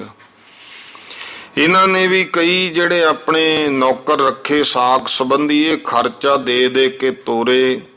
ਕਿਉਂਕਿ ਇਹ ਜਿਹੜੇ ਸਨ ਫਿਰ ਫੂਲਕੇ ਨਾ, ਉਸ ਸਮੇਂ ਚੌਧਰੀ ਫੂਲ ਦੀ ਸੰਤਾਨ, ਇਹ ਸਭ ਤੋਂ ਵੱਡੀ ਮਸ਼ਹੂਰ ਸ਼ਾਹੀ ਦਰਬਾਰ ਵਿੱਚ ਮੰਨੇ ਦੰਨੇ ਹੋਏ ਇੱਜ਼ਤ ਵਾਲੇ ਸੀ। ਇਸ ਕਰਕੇ ਇਹ ਰਾਜ ਰੌਲੇ ਵਿੱਚ ਐਸੇ ਹਨੇਰੀ ਦੇ ਵੱਡੇ ਬਿਰਸਾਂ ਨੂੰ ਤੋੜਨ ਵਾਂਗੂ, ਜਿੰਨਾ ਨੁਕਸਾਨ ਵੱਡੇ ਵੱਡੇ ਆਦਮੀਆਂ ਨੂੰ ਹੁੰਦਾ ਹੈ, ਹੋਰਨਾਂ ਨੂੰ ਨਹੀਂ ਹੁੰਦਾ, ਤੇ ਲਾਭ ਵੀ ਫਿਰ ਵੱਡੇ ਹੀ ਉਠਾਉਂਦੇ ਆ। ਰਾਮ ਸਿੰਘ, ਤਰਲੋਕ ਸਿੰਘ ਸੋਚਦੇ ਆ ਵੀ ਜੇ ਕਦੇ ਇਹ ਪੁਰਸ਼ਾਰਥ ਸਿੰਘਾਂ ਨੂੰ ਪੁੱਠਾ ਪੈ ਗਿਆ ਤਾਂ ਹੋਰਨਾਂ ਦਾ ਤਾਂ ਕੁਝ ਨਹੀਂ ਖੁੱਸਣਾ, ਬਹੁਤ ਹੋਸੂ ਹੋਊ, ਤਾਂ ਬਸੋਂ ਦਾ ਹੀ ਹੈ। ਉਹ ਪਿੰਡ ਛੱਡ ਕੇ ਕਿਸੇ ਕਿਲੇ ਹੋਰ ਪਿੰਡ ਜਾ ਬੈਠਣਗੇ, ਤੇ ਸਾਡੀ ਪੀੜ੍ਹੀਆਂ ਦੇ ਵਿੱਚ ਫਿਰ ਇਹ ਜਿਹੜੀ ਮਾਣ ਵਡਿਆਈ ਹੈ, ਇਹ ਕਿਤੇ ਇਸ ਤਰ੍ਹਾਂ ਨਾਲ ਵੀ ਰਾਜ ਹੀ ਖੁੱਸ ਜੇ, ਰਾਜ ਵੀ ਪਿੱਛੇ ਸੰਭਾਲਣਾ, ਕਿਉਂਕਿ ਰਿਆਸਤਾਂ ਚੰਗਾ ਰਾਜ ਭਾਗ ਹੋ ਗਿਆ ਸੀ। ਇਸ ਕਰਕੇ ਦੋਵੇਂ ਭਰਾ ਤੇ ਨਹੀਂ ਗਏ, ਪਰ ਇਹਨਾਂ ਨੇ ਆਪਣੇ ਸਾਥੀਆਂ ਨੂੰ, ਬਹੁਤ ਲੋਕਾਂ ਨੂੰ ਹੋਰ ਪਿੰਡਾਂ ਵਿੱਚ ਜਾ ਕੇ ਆਪਣੇ ਕੋਲੋਂ ਧਨ ਦੇ ਕੇ, ਘੋੜੇ ਦੇ ਕੇ ਵੀ ਤੁਹਾਡੇ ਪਰਿਵਾਰ ਦਾ ਖਰਚਾ ਅਸੀਂ ਦੇਵਾਂਗੇ, ਤੁਸੀਂ ਜਾਓ ਬੰਦਾ ਸਿੰਘ ਦੇ ਨਾਲ। ਇਉਂ ਸਿੱਖਾਂ ਨੂੰ ਤੋਰਿਆ। ਇਹ ਵੀ ਇੱਕ ਚੰਗਾ ਕਰਮ ਹੈ। ਬਾਬੇ ਆਲਾ ਸਿੰਘ ਦੇ ਸਮੇਂ ਤੱਕ ਇਹ ਕੁਛ ਹੁੰਦਾ ਰਿਹਾ। ਭਾਵੇਂ ਬਾਬਾ ਆਲਾ ਸਿੰਘ ਦਾ ਜੰਗਾਂ ਯੁੱਧਾਂ ਵਿੱਚ ਜ਼ਿਆਦਾ ਮੁੱਖ ਨਹੀਂ ਆਏ, ਪਰ ਸਿੰਘਾਂ ਦੀ ਪੈਸਿਆਂ ਨਾਲ, ਘੋੜਿਆਂ ਨਾਲ, ਹੋਰ ਇਹਨਾਂ ਚੀਜ਼ਾਂ ਨਾਲ ਮਦਦ ਕਰਦਾ ਰਿਹਾ। ਤੋ ਇਸ ਤਰ੍ਹਾਂ ਤਾਂ ਹੋਰ ਵੀ ਜਿੰਨੇ ਕੋਈ ਸਿੱਖ ਇਸ ਧਰਮ ਯੁੱਧ ਦੇ ਵਿੱਚ ਆਏ ਸੀ, ਉਹਨਾਂ ਵਿੱਚੋਂ ਐਸੀ ਦਲੀਲ ਪੱਕੀ ਕਿਸੇ ਕਿਸੇ ਦੀ ਸੀ ਕਿ ਅਸੀਂ ਧਰਮ ਜੰਗ ਵਿੱਚ ਵੈਰੀਆਂ ਨੂੰ ਮਾਰ ਕੇ ਸ਼ਹੀਦ ਹੋਣ ਆਏ ਆ। ਕੋਈ ਉਹ ਵੀ ਫਿਰ ਆ ਗਏ ਪਿੰਡਾਂ ਵਿੱਚੋਂ ਕਿ ਲੁੱਟ ਦਾ ਧਾਨੀ ਮਿਲੂਗਾ, ਚੱਲਦੇ ਆ। ਇਸ ਕਰਕੇ ਹੋਰ ਮਹਾਰਾਜ ਦੇ ਇਲਾਕੇ ਦੇ ਬਹੁਤ ਆਦਮੀ ਆਏ। ਫਿਰ ਮਾਲਵੇ ਦੇ ਵਿੱਚ ਉਹਨਾਂ ਸਮਿਆਂ ਵਿੱਚ ਧਾੜ ਵੀ ਬਹੁਤ ਹੁੰਦੇ ਸੀ, ਖਾਸ ਕਰਕੇ ਬਰਾੜਾਂ ਵਿੱਚ, ਕਿ ਕਿਸੇ ਨੇ 100 ਆਦਮੀ ਰੱਖਿਆ, ਕਿਸੇ ਨੇ 50 ਰੱਖੇ ਨੇ, ਧਾੜੇ ਮਾਰਨੇ। ਧਾੜੇ ਇਉਂ ਨਹੀਂ ਸੀ ਮਾਰ ਦਿੰਦੇ ਵੀ ਆ ਰਾਹ 'ਚ ਜਾਂਦਿਆਂ ਨੇ ਕਿਸੇ ਤੋਂ ਬਟੂਆ ਖੋਲਿਆ, ਕਿਸੇ ਤੋਂ ਕੁਛ, ਇਹ ਚੀਜ਼ਾਂ ਨਹੀਂ ਸੀ ਹੁੰਦੀਆਂ। ਜਿਹੜੇ ਵੱਡੇ ਵੱਡੇ ਕੋਈ ਉਹਨਾਂ ਸਮਿਆਂ 'ਚ ਸਰਦਾਰ ਹੁੰਦੇ ਸੀ, ਤੁਰਕ ਵੱਡੇ ਧਨ ਪਦਾਰਥ ਹੁੰਦਾ ਸੀ, ਉਹਨਾਂ ਦੇ ਫਿਰ ਜਾ ਕੇ ਧਾਵਾ ਕਰਨਾ, ਲੁੱਟ ਖਸੁੱਟ ਕਰਨੀ, ਉਹਦੇ ਵਿੱਚੋਂ ਆਪਣਾ ਵੀ ਨਿਰਵਾਹ, ਆਪਣੇ ਸਾਥੀਆਂ ਦੇ ਵੀ ਨਿਰਵਾਹ, ਤੇ ਕੋਈ ਹੋਰ ਜਿਹੜੇ ਕੋਈ ਗਰੀਬ ਗੁਰਸਿੱਖ ਹੁੰਦੇ ਸੀ ਉਹਨਾਂ ਨੂੰ ਵੀ ਮਦਦ ਕਰ ਦਿੰਦੇ ਹੁੰਦੇ, ਕਿਸੇ ਲੜਕੀ ਦੇ ਵਿਆਹ ਕਾਰਜਾਂ 'ਚ ਵੀ ਮਦਦ ਦਿੱਤੀ। ਇਹੋ ਜਿਹੇ ਉਹਨਾਂ ਨੂੰ ਧਾੜ ਵੀ ਕਿਹਾ ਜਾਂਦਾ ਹੁੰਦਾ ਸੀ। ਬਹਾਦਰ ਬੜੇ ਹੁੰਦੇ ਸਨ, ਤੇ ਉਹ ਵੀ ਬਹੁਤ ਲੋਕ ਇਕੱਠੇ ਹੋ ਗਏ, ਬਾਬਾ ਬੰਦਾ ਸਿੰਘ ਕੋਲੇ ਪਹੁੰਚੇ। ਤੇ ਇਸੇ ਤਰ੍ਹਾਂ ਕੋਟ ਕਪੂਰੇ ਵਾਲੇ, ਕਪੂਰੇ ਦੇ ਬੰਦੇ ਵੀ ਬਹੁਤ ਆਏ, ਉਹਨੇ ਵੀ ਖਰਚਾ ਵਗੈਰਾ ਦੇ ਕੇ ਤੋਰੇ। ਤੇ ਸਤਿਗੁਰੂ ਸੱਚੇ ਪਾਤਸ਼ਾਹ ਮਹਾਰਾਜ, ਕਿਉਂਕਿ ਉਹਨਾਂ ਸਮਿਆਂ ਦੇ ਵਿੱਚ ਇਹ ਵੀ ਸੀ ਕਿ ਕਪੂਰੇ ਨੂੰ ਆਪਣੇ ਗਵਾਂਢੀ ਦੁਸ਼ਮਣ ਈਸੇ ਖਾਂ ਦਾ ਡਰ ਸੀ, ਜੋ ਹਮੇਸ਼ਾ ਇਹਦੇ ਨਾਲ ਲੜਦਾ ਰਹਿੰਦਾ ਸੀ, ਕਿਤੇ ਮੇਰੀ ਰਿਆਸਤ ਨਾ ਖੋਲੇ। ਤੀਸਰਾ, ਉਹਨੂੰ ਸਿੰਘਾਂ ਦੀ ਜਿੱਤ ਹੋਣ ਦਾ ਵੀ ਉਸ ਸਮੇਂ ਐਸਾ ਸੀ ਵੀ ਦੇਖੋ ਕੀ ਖੇਡ ਵਰਤਣੀ ਹੈ। ਬਰਾੜ ਜਿਹੜੇ ਆ ਉਹ ਵੀ ਬਹੁਤ ਸੈਂਕੜਿਆਂ ਦੀ ਰੂਪ ਵਿੱਚ ਆਏ, ਜਿਨ੍ਹਾਂ ਨੂੰ ਭਰੋਸਾ ਸੀ। ਇਹਨਾਂ ਵਿੱਚੋਂ ਜਿਵੇਂ ਆਲਾ ਸਿੰਘ, ਹਮੀਰ ਸਿੰਘ, ਗੁਰਦਿੱਤ ਸਿੰਘ, ਸੁਖਚੈਨ ਸਿੰਘ ਵਗੈਰਾ, ਇਹੋ ਜਿਹੇ ਨਾਮੀ ਲੋਕ ਜਿਹੜੇ ਸਨ, ਇਹਨਾਂ ਨੇ ਵੀ ਆਪਣੇ ਆਦਮੀ ਨੌਕਰ ਭੇਜ ਕੇ ਮਨ ਤਨ ਧਨ ਕਰਕੇ ਬਹੁਤ ਸਹਾਇਤਾ ਸੇਵਾ ਕੀਤੀ। ਆਪ ਤੇ ਨਹੀਂ ਗਏ, ਕਿਉਂਕਿ ਇਸ ਮੁਲਕ ਦੇ ਮੁਖੀਏ ਚੌਧਰੀ ਇੱਜ਼ਤ ਵਾਲੇ ਸੀ।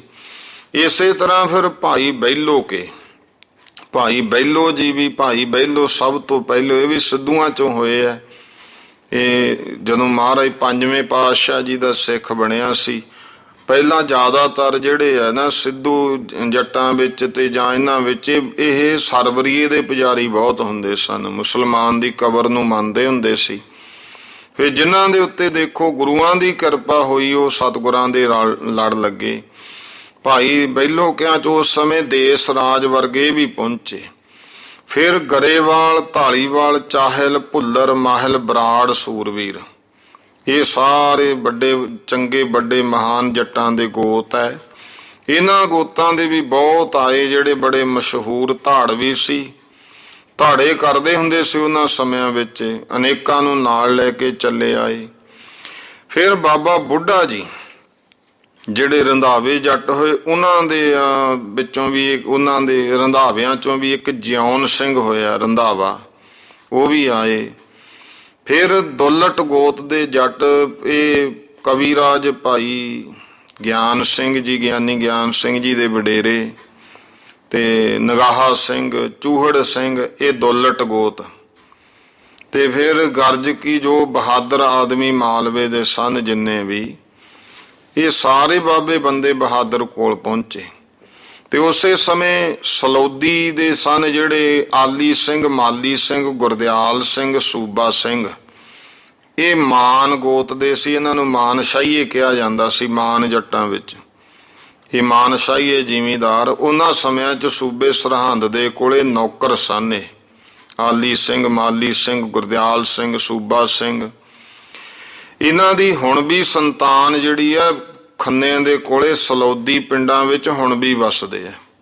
ਕਈ ਹੁਣ ਆਲੀ ਸਿੰਘ, ਮਾਲੀ ਸਿੰਘ ਉਹਨਾਂ ਨੂੰ ਤੇ ਬਾਜ ਸਿੰਘ ਉਹਨਾਂ ਨੂੰ ਐਵੇਂ ਧੱਕੇ ਨਾਲ ਹੀ ਹੁਣ ਇਹ ਜੀ ਰੰਗਰੇਟੇ ਸਨ। ਨਹੀਂ ਭਾਈ, ਅੱਜ ਵੀ ਇਹਨਾਂ ਦੀਆਂ ਔਲਾਦਾਂ ਵਸਦੀਆਂ ਨੇ। ਤੋ ਇਸ ਤਰ੍ਹਾਂ ਜਦੋਂ ਉਹਨਾਂ ਨੇ ਬੰਦੇ ਦੀਆਂ ਬਾਤਾਂ ਕਰਦੇ, ਕਦੇ ਵਜੀਦੇ ਖਾਨ ਸੁਣਿਆ, ਆਖਿਆ।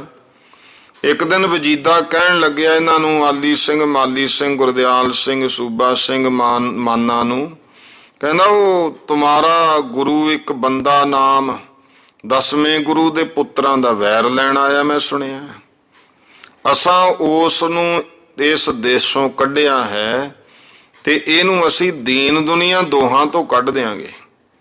ਤੁਸੀਂ ਜਾਣਾ ਹੈ ਤਾਂ ਜਾਓ, ਤਾਨੇ ਜੇ ਮਾਰਦਾ ਹੁੰਦਾ ਸੀ, ਉਹਨੂੰ ਲੈ ਕੇ ਆਓ। ਸਿੰਘਾਂ ਨੇ ਕਿਹਾ ਵੀ ਸਾਡੀ ਤਨਖਾਹ ਮਿਲ ਜੇ ਅਸੀਂ ਚਲੇ ਜਾਵਾਂਗੇ। ਸੂਬੇ ਨੇ ਉਲਟਾ ਕੈਦ ਕਰਤੇ। ਉਸ ਸਮੇਂ ਸਿੰਘਾਂ ਨੇ ਮਾਨਤ ਕੀਤੀ ਕਿ ਜੇ ਤੂੰ ਗੁਰੂ ਕਾ ਬੰਦਾ ਸੱਚਾ ਹੈ ਤਾਂ ਸਾਨੂੰ ਇੱਥੋਂ ਕੱਢ ਲੈ। ਲਿਖਿਆ ਵੀ ਉਸੇ ਸਮੇਂ ਇਹਨਾਂ ਦੀਆਂ ਬੇੜੀਆਂ ਉਸੇ ਵਕਤ ਝੜ ਗਈਆਂ। ਪਹਿਰੇਦਾਰ ਸੌਂ ਗਏ, ਦਰਵਾਜ਼ਾ ਖੁੱਲ ਗਿਆ। ਸਿੱਖ ਬੰਦੇ ਨੂੰ ਫਿਰ ਚੰਗਾ ਜਾਰਾ ਪੀਰ ਸਮਝ ਕੇ ਉਧਰੇ ਤੁਰ ਪਏ। ਉਸ ਸਮੇਂ ਸਰਕਾਰ ਬੰਦੋਬਸਤ ਜੇਲ੍ਹ ਖਾਨੇ ਦਾ ਹੁਣ ਜਿਹਾ ਨਹੀਂ ਸੀ ਹੁੰਦਾ ਜਿਵੇਂ ਅੱਜ ਕੱਲ੍ਹ ਹੈ। ਕਈ ਦਰੋਗੇ ਨਾਲ ਮਿਲ ਕੇ ਕੁਛ ਦੇ ਲੈ ਕੇ ਔਰ ਕਈ ਬੇੜੀਆਂ ਕੱਟ ਕੇ ਨਿਕਲ ਜਾਇਆ ਕਰਦੇ ਸੀ। ਹੁਣ ਵੀ ਨਿਕਲ ਜਾਂਦੇ, ਆਪਾਂ ਦੇਖਦੇ ਤਾਂ ਹੈ ਵੀ ਫਲਾਣਾ ਆਇਆ ਸੀ, ਉਹ ਤਰੀਕ ਤੋਂ ਭੱਜ ਗਿਆ ਜੀ, ਹੋਰ ਹੁਣ ਵੀ ਲੈ ਦੇ ਕੇ। ਉਹਨਾਂ ਸਮਿਆਂ ਵਿੱਚ ਤੇ ਇਸ ਤਰ੍ਹਾਂ ਜਦੋਂ ਦਿਨ ਚੜ੍ਹੇ ਰਿਪੋਰਟ ਹੋਈ, ਵਜ਼ੀਰ ਖਾਂ ਨੇ ਜਿਹੜਾ ਵਜੀਦਾ ਸੀ ਨੇ ਆਪਣੇ ਅਸਵਾਰ ਦੌੜਾਏ ਭਜਾਏ, ਪਰ ਇਹ ਸਿੰਘ ਉਦੋਂ ਨੂੰ ਦੂਰ ਨਿਕਲ ਗਏ, ਹੱਥ ਨਹੀਂ ਆਏ। ਇਸ ਬਾਤ ਨੂੰ ਕਰਾਮਾਤ ਮੰਨ ਕੇ ਇਹੋ ਸਿੱਖ ਪਹਿਲੇ ਫਿਰ ਬੰਦਈ ਹੋਏ ਨੇ। ਤਾਂ ਹੀ ਹੁਣ ਉਹਨਾਂ ਦੀ ਸੰਤਾਨ ਹੁਣ ਤੱਕ ਇਹਨਾਂ ਦੀ ਬਾਬੇ ਬੰਦੇ ਸਿੰਘ ਨੂੰ ਮੰਨਦੀ ਪੂਜਦੀ ਹੈ। ਜਦੋਂ 400 ਸਿੰਘ ਸੂਰਬੀਰ ਬੰਦੇ ਦੇ ਕੋਲ ਬਾਂਗਰ ਦੇਸ਼ ਵਿੱਚ ਇਕੱਠਾ ਹੋ ਗਿਆ ਤਾਂ ਉਦੋਂ ਫਿਰ ਬੰਦਾ ਸਿੰਘ ਦਾ ਵੀ ਹੌਸਲਾ ਵੱਧ ਗਿਆ। ਉਸ ਸਮੇਂ ਉਸ ਦੇਸ਼ ਦੇ ਸਾਰੇ ਧਾੜਵੀਆਂ ਨੂੰ ਖਬਰ ਕਰਤੀ। ਇਹ ਖਬਰ ਹੋਈ ਜਿਹਨੇ ਸਮਾਣੇ ਨੂੰ ਲੁੱਟਣਾ ਹੈ ਤਾਂ ਉਹ ਫੱਗਣਵਦੀ ਪੰਚਮੀ ਨੂੰ ਉੱਥੇ ਪਹੁੰਚ ਜੇ। ਇਹ ਆਵਾਜ਼ਾਂ ਦੇ ਕੇ ਬੰਦਾ ਸਿੰਘ ਉੱਥੋਂ ਚੜ੍ਹਿਆ ਤੇ ਰਸਤੇ ਵਿੱਚ ਮੁਸਲਮਾਨਾਂ ਦੇ ਅਨੇਕਾਂ ਪਿੰਡਾਂ ਨੂੰ ਲੁੱਟਦਾ ਹੋਇਆ ਕੈਂਥਲ ਦੇ ਕੋਲ ਪਹੁੰਚਿਆ। ਖਬਰ ਲੱਗੀ ਕਿ ਬਾਦਸ਼ਾਹੀ ਖਜ਼ਾਨਾ ਜਿਹੜਾ ਮਾਲਵੇ ਦੇਸ਼ ਦਾ ਉਗਰਾਹੀ ਹੋ ਕੇ ਦਿੱਲੀ ਨੂੰ ਚੱਲਿਆ ਸੀ, ਅੱਜ ਬਹੂਨੇ ਪਿੰਡ ਉਹਨਾਂ ਨੇ ਰੁਕਣਾ ਹੈ। ਉਸੇ ਵਕਤ ਸਿੰਘਾਂ ਨੇ ਫੜ ਵਾਗਾਂ ਲਈਆਂ, ਖਜ਼ਾਨੇ ਤੇ ਛਾਪਾ ਮਾਰ ਕੇ ਜਿਹੜੇ ਰਖਵਾਲੇ ਸੀ ਵੱਢ ਟੋਕੇ ਭਜਾ ਤੇ ਖਜ਼ਾਨਾ ਲੁੱਟ ਲਿਆ ਤੇ ਸਾਰਾ ਲਿਆ ਕੇ ਬੰਦਾ ਸਿੰਘ ਅੱਗੇ ਰੱਖਤਾ। ਜੋ ਉਹਨੇ ਸਾਰਿਆਂ ਨੂੰ ਇੱਕੋ ਜਿਹਾ ਵਰਤਾਤਾ, ਆਪ ਨਹੀਂ ਕੁਛ ਰੱਖਿਆ। ਇਸ ਗੱਲੋਂ ਸਿੱਖ ਤੇ ਜਿਹੜੇ ਧਾੜਵੀ ਉਹ ਖੁਸ਼ ਹੋ ਕੇ ਫਿਰ ਮਰਨ ਮਾਰਨ ਨੂੰ ਤਿਆਰ ਹੋ ਬੈਠੇ। ਸ਼ਗਨ ਚੰਗਾ ਹੋਇਆ, ਪਹਿਲੀ ਫਤਿਹ ਪਾਈ, ਸਿੱਖਾਂ ਦੇ ਦਿਲ ਵੱਧ ਗਏ। ਭਾਵੇਂ ਕੈਂਥਲ ਦੇ ਹਾਕਮ ਨੇ ਪਿੱਛਾ ਤਾਂ ਕੀਤਾ ਪਰ ਕੁਝ ਪੇਸ਼ ਨਾ ਗਈ, ਸਗੋਂ ਕਈ ਘੋੜੇ ਤੇ ਆਦਮੀ ਆਪਦੇ ਖੁਆਇਆ ਹੈ। ਉਸ ਸਮੇਂ ਕੈਂਥਲ, ਸਨਾਮ, ਹਿਸਾਰ, ਸ਼ਾਹਬਾਦ ਇਤਿਆਦਿਕ ਨਗਰਾਂ ਦੇ ਵਿੱਚ ਆਮਲ ਰਿਹਾ ਕਰਦੇ, ਜੋ ਅੱਜ ਕੱਲ੍ਹ ਜਿਵੇਂ ਕਮਿਸ਼ਨਰ ਹੁੰਦੇ ਆ ਵੱਡੇ ਹੁੰਦੇ, ਡਿਪਟੀ ਕਮਿਸ਼ਨਰ ਵੱਡੇ, ਉਹਨਾਂ ਦੇ ਬਰਾਬਰ ਤਾਕਤ ਰੱਖਦੇ ਹੁੰਦੇ ਸੀ। ਔਰ ਸੂਬੇ ਦੇ ਜਿਹੜਾ ਭਾਵ ਸੂਬੇ ਦੇ ਤਾਬੇ ਹੁੰਦੇ ਸੀ ਵੀ ਜਿਹੜਾ ਮੁੱਖ ਹੁੰਦਾ, ਜਿਵੇਂ ਅੱਜ ਕੱਲ੍ਹ ਆਪਾਂ ਕਹਿੰਦੇ ਵੀ DC ਹੈ ਜਿਹੜੇ ਉਹ ਸਿੱਧੇ ਮੁੱਖ ਮੰਤਰੀ ਦੇ ਤਾਬੇ ਹੁੰਦੇ ਆ, ਗ੍ਰਹਿ ਮੰਤਰੀ ਦੇ।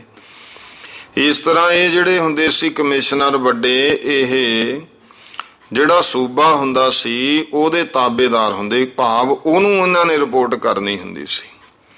ਤੇ ਇਹਨਾਂ ਦੇ ਹੇਠਾਂ ਇੱਕ ਫੌਜਦਾਰ ਤੇ ਕਾਮਲ ਹੁੰਦਾ ਸੀ, ਉਹਦੇ ਤਾਬੇ ਫਿਰ ਅੱਗੇ ਕਈ ਚੌਧਰੀ ਥਾਪੇ ਹੋ ਜਾਂਦੇ ਸੀ। ਉਹੀ ਫਿਰ ਮਾਮਲਾ ਅਗਰਾਉਂਦੇ, ਚੋਰਾਂ ਧਾੜਵੀਆਂ ਤੇ ਰਾਜ ਧਰੋਹੀ ਪੁਰਖਾਂ ਦਾ ਬੰਦੋਬਸਤ ਕਰਦੇ ਰਹਿੰਦੇ।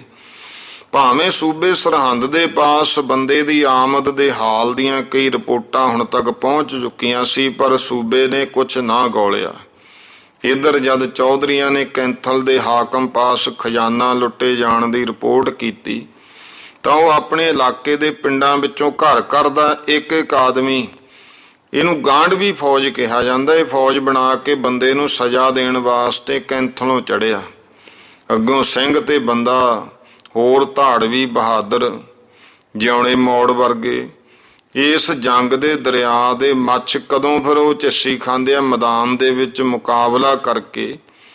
ਜਦੋਂ ਉਹਨਾਂ ਦੀ ਗਿਣਤੀ ਤੇ ਹਿੰਮਤ ਦੇਖੀ ਤਾਂ ਕੋਲ ਹੀ ਜਿਹੜਾ ਸੰਘਣਾ ਬਹੁਤ ਇੱਕ ਬਣ ਸੀ ਜੰਗਲ, ਸਿੰਘਾਂ ਨੂੰ ਲੈ ਕੇ ਉਸ ਵਿੱਚ ਬੰਦਾ ਵੜ ਗਿਆ। ਸਿੰਘ ਤਾਂ ਪੈਦਲ ਬਣ ਵਿੱਚ ਚੰਗੇ ਲੜਦੇ ਰਹੇ ਤੇ ਜਿਹੜੀ ਸ਼ਾਹੀ ਸਾਰੀ ਫੌਜ ਉਹ ਬਣ ਜੰਗਲ ਦੇ ਵਿੱਚ ਘੁਸ ਨਾ ਸਕੀ। ਜਦੋਂ ਉਹ ਵੀ ਪੈਦਲ ਹੋ ਕੇ ਉਸੇ ਵਿੱਚ ਬੜੇ ਤਾਂ ਸਿੰਘਾਂ ਨੇ ਹੱਲਾ ਕਰਕੇ 50 ਨੂੰ ਮੁਕਤੀ ਦਾ ਫਲ ਖਵਾ ਕੇ ਸਵਾਤਾ। ਘੋੜੇ ਆਪ ਸਾਂਭ ਲਏ। ਫਿਰ ਐਡੇ ਹੌਸਲੇ ਵਧੇ ਕਿ ਆਮਲ ਨੂੰ ਤੁੱਛ ਸਮਝ ਕੇ ਉਹਦੇ ਗਲ ਜਾ ਪਏ। ਉਹ ਵੀ ਜਾਨ ਲੈ ਕੇ ਹਰਨ ਹੋ ਗਿਆ। ਜਿਹੜੇ ਗਾਂਢਵੀ ਧਾੜ ਹੁੰਦੀ ਹੈ ਪਿੰਡਾਂ ਚੋਂ ਇੱਕ ਘਰੋਂ ਬੰਦਾ ਉਸੇ ਘੜੀ ਆਪੋ ਆਪਣੇ ਘਰਾਂ ਨੂੰ ਭੱਜ ਗਏ ਤੇ ਬੰਦੇ ਦੀ ਫਤਿਹ ਹੋਈ। ਇੱਧਰ ਜਿਹੜਾ ਜਥਾ ਸੀ ਹੁਣ ਦਿਨ ਦੂਣਾ ਰਾਤ ਚੌਗਣਾ ਵੱਧਦਾ ਗਿਆ ਤੇ ਤੁਰਕਾਂ ਦਾ ਤੇਜ ਦਬਦਬਾ ਘਟਦਾ ਗਿਆ। ਸਿੰਘਾਂ ਨੇ ਬੰਦੇ ਦੇ ਸਾਥ ਹੋ ਕੇ ਅਨੇਕਾਂ ਪਿੰਡ ਜਿਹੜੇ ਆ ਤੁਰਕਾਂ ਦੇ ਲੁੱਟ ਪੁੱਟ ਕੇ ਆਪਣੀ ਤਾਕਤ ਵਧਾ ਲਈ। ਸਾਰੇ ਪੰਜਾਬੀ ਸ਼ਹਿਰਾਂ ਦੇ ਸ਼੍ਰੋਮਣੀ ਧਨ ਵਾਲੇ ਜਿਹੜਾ ਸ਼ਹਿਰ ਸਮਾਣਾ, ਇਹਨੂੰ ਹੁਣ ਲੁੱਟਣ ਵਾਸਤੇ ਉਛਲ ਵੱਟੇ ਲੈ ਰਹੇ ਸੀ, ਬਲਕਿ ਕਚੀਚੀਆਂ ਲੈ ਲੈ ਕੇ ਆਖਦੇ ਸੀ, ਕਹਿੰਦੇ ਭੈਂਸ ਦਾ ਮੂੰਹ ਡੇਹਰ ਤੋਂ ਲੁਟੇਰੇ ਦਾ ਸ਼ਹਿਰ ਤੋਂ ਡਰਦਾ। ਇਸ ਤਰ੍ਹਾਂ ਫਿਰ ਜਦੋਂ ਇਹ ਸ਼ਹਿਰ ਐਡਾ, ਉਹਨਾਂ ਸਮਿਆਂ ਦੇ ਵਿੱਚ ਸਮਾਣੇ ਜਿੱਡਾ ਕੋਈ ਧਨੀ ਹੋਰ ਕੋਈ ਇੰਨਾ ਸ਼ਹਿਰ ਨਹੀਂ ਸੀ, ਕਿਉਂਕਿ ਇੱਥੋਂ ਦੇ ਬੜੇ ਬੜੇ ਅਮੀਰ ਉਮਰਾਓ ਬਾਦਸ਼ਾਹੀ ਹੋ ਚੁੱਕੇ। ਜਿਵੇਂ ਅੱਜ ਕੱਲ੍ਹ ਵੀ ਹੁੰਦਾ ਨਾ, ਆਪਾਂ ਦੇਖਦੇ ਹਾਂ ਵੱਡੇ ਵੱਡੇ ਸ਼ਹਿਰਾਂ ਵਿੱਚ ਚਲੇ ਜਾਈਏ, ਕਈ ਸ਼ਹਿਰਾਂ ਦੇ ਵਿੱਚ ਅਫਸਰ ਕਲੋਨੀਆਂ ਵੱਜਦੀਆਂ, ਵੀ ਜਿੰਨੇ ਰਿਟਾਇਰ ਵੱਡੇ ਅਫੀਸਰ ਹੁੰਦੇ ਆ ਉਹ ਫਿਰ ਇੱਕ ਜਗ੍ਹਾ ਘਰ ਜੇ ਪਾ ਲੈਂਦੇ। ਕਈ ਜਗ੍ਹਾ ਆਪਾਂ ਵੱਡੇ ਵੱਡੇ ਸ਼ਹਿਰਾਂ 'ਚ ਦੇਖਦੇ ਹਾਂ, ਆਮ ਕਹਿੰਦਾ ਵੀ ਆਹ ਏਰੀਆ ਤਾਂ ਇੱਥੇ ਤਾਂ ਵੱਡੇ ਅਫਸਰਾਂ ਦਾ, ਵੱਡੇ ਅਮੀਰਾਂ ਦਾ। ਇਸੇ ਤਰ੍ਹਾਂ ਜਿਹੜਾ ਸਮਾਣਾ ਸ਼ਹਿਰ ਸੀ, ਉਸ ਵਿੱਚ ਉਸ ਸਮੇਂ ਇੰਨੇ ਵੱਡੀਆਂ ਭਾਵ ਘਰ ਸੀ, ਵੱਡੇ ਵੱਡੇ ਉਮਰਾਓ ਜਿਹੜੇ ਕੋਈ ਰਿਟਾਇਰ ਹੋ ਗਏ, ਕੋਈ ਹੋਰ ਜਿਨ੍ਹਾਂ ਨੂੰ ਵੱਡੀਆਂ ਪੈਨਸ਼ਨਾਂ ਲੱਗੀਆਂ ਹੋਈਆਂ ਸੀ।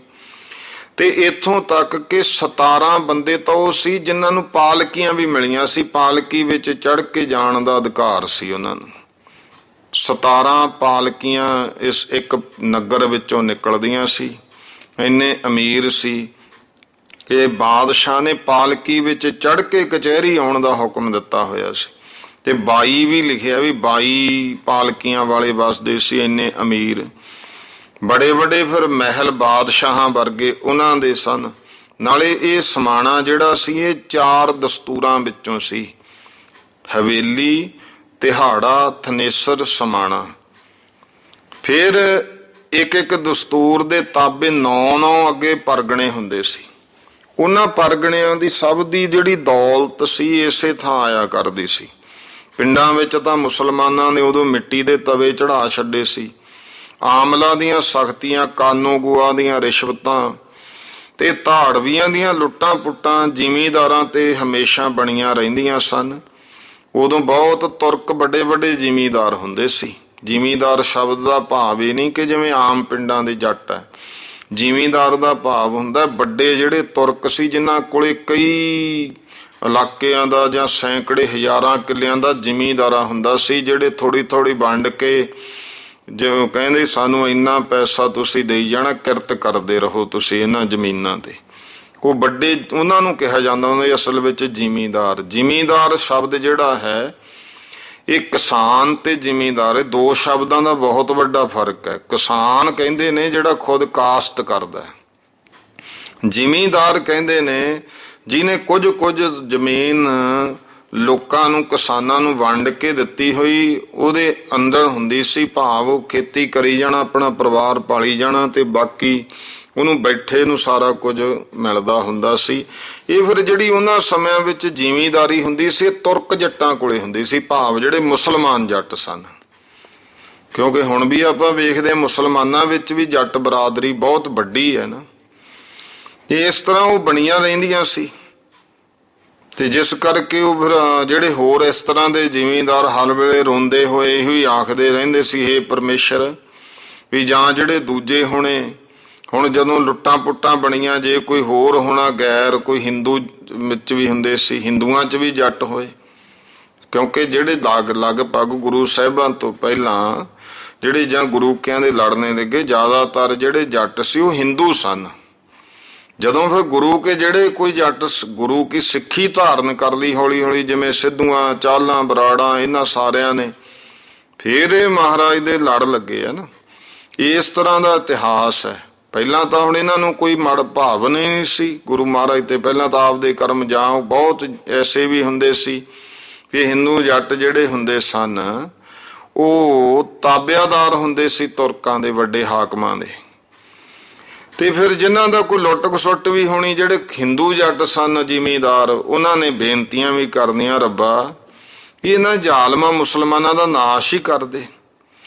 ਹੁਣ ਭਾਵੇਂ ਮੁਸਲਮਾਨਾਂ ਨੇ ਬੰਦੇ ਦਾ ਟਿਮਟਮਾ ਸੁਣ ਰੱਖਿਆ ਸੀ, ਪਰ ਹੰਕਾਰ ਨੇ ਉਸ ਸਮੇਂ ਸੋਚਣ ਨਾ ਦਿੱਤਾ। ਉਹਨਾਂ ਨੂੰ ਇਹ ਸੀ ਕਿ ਕੀ ਕਰ ਦੂਗਾ ਸਾਨੂੰ।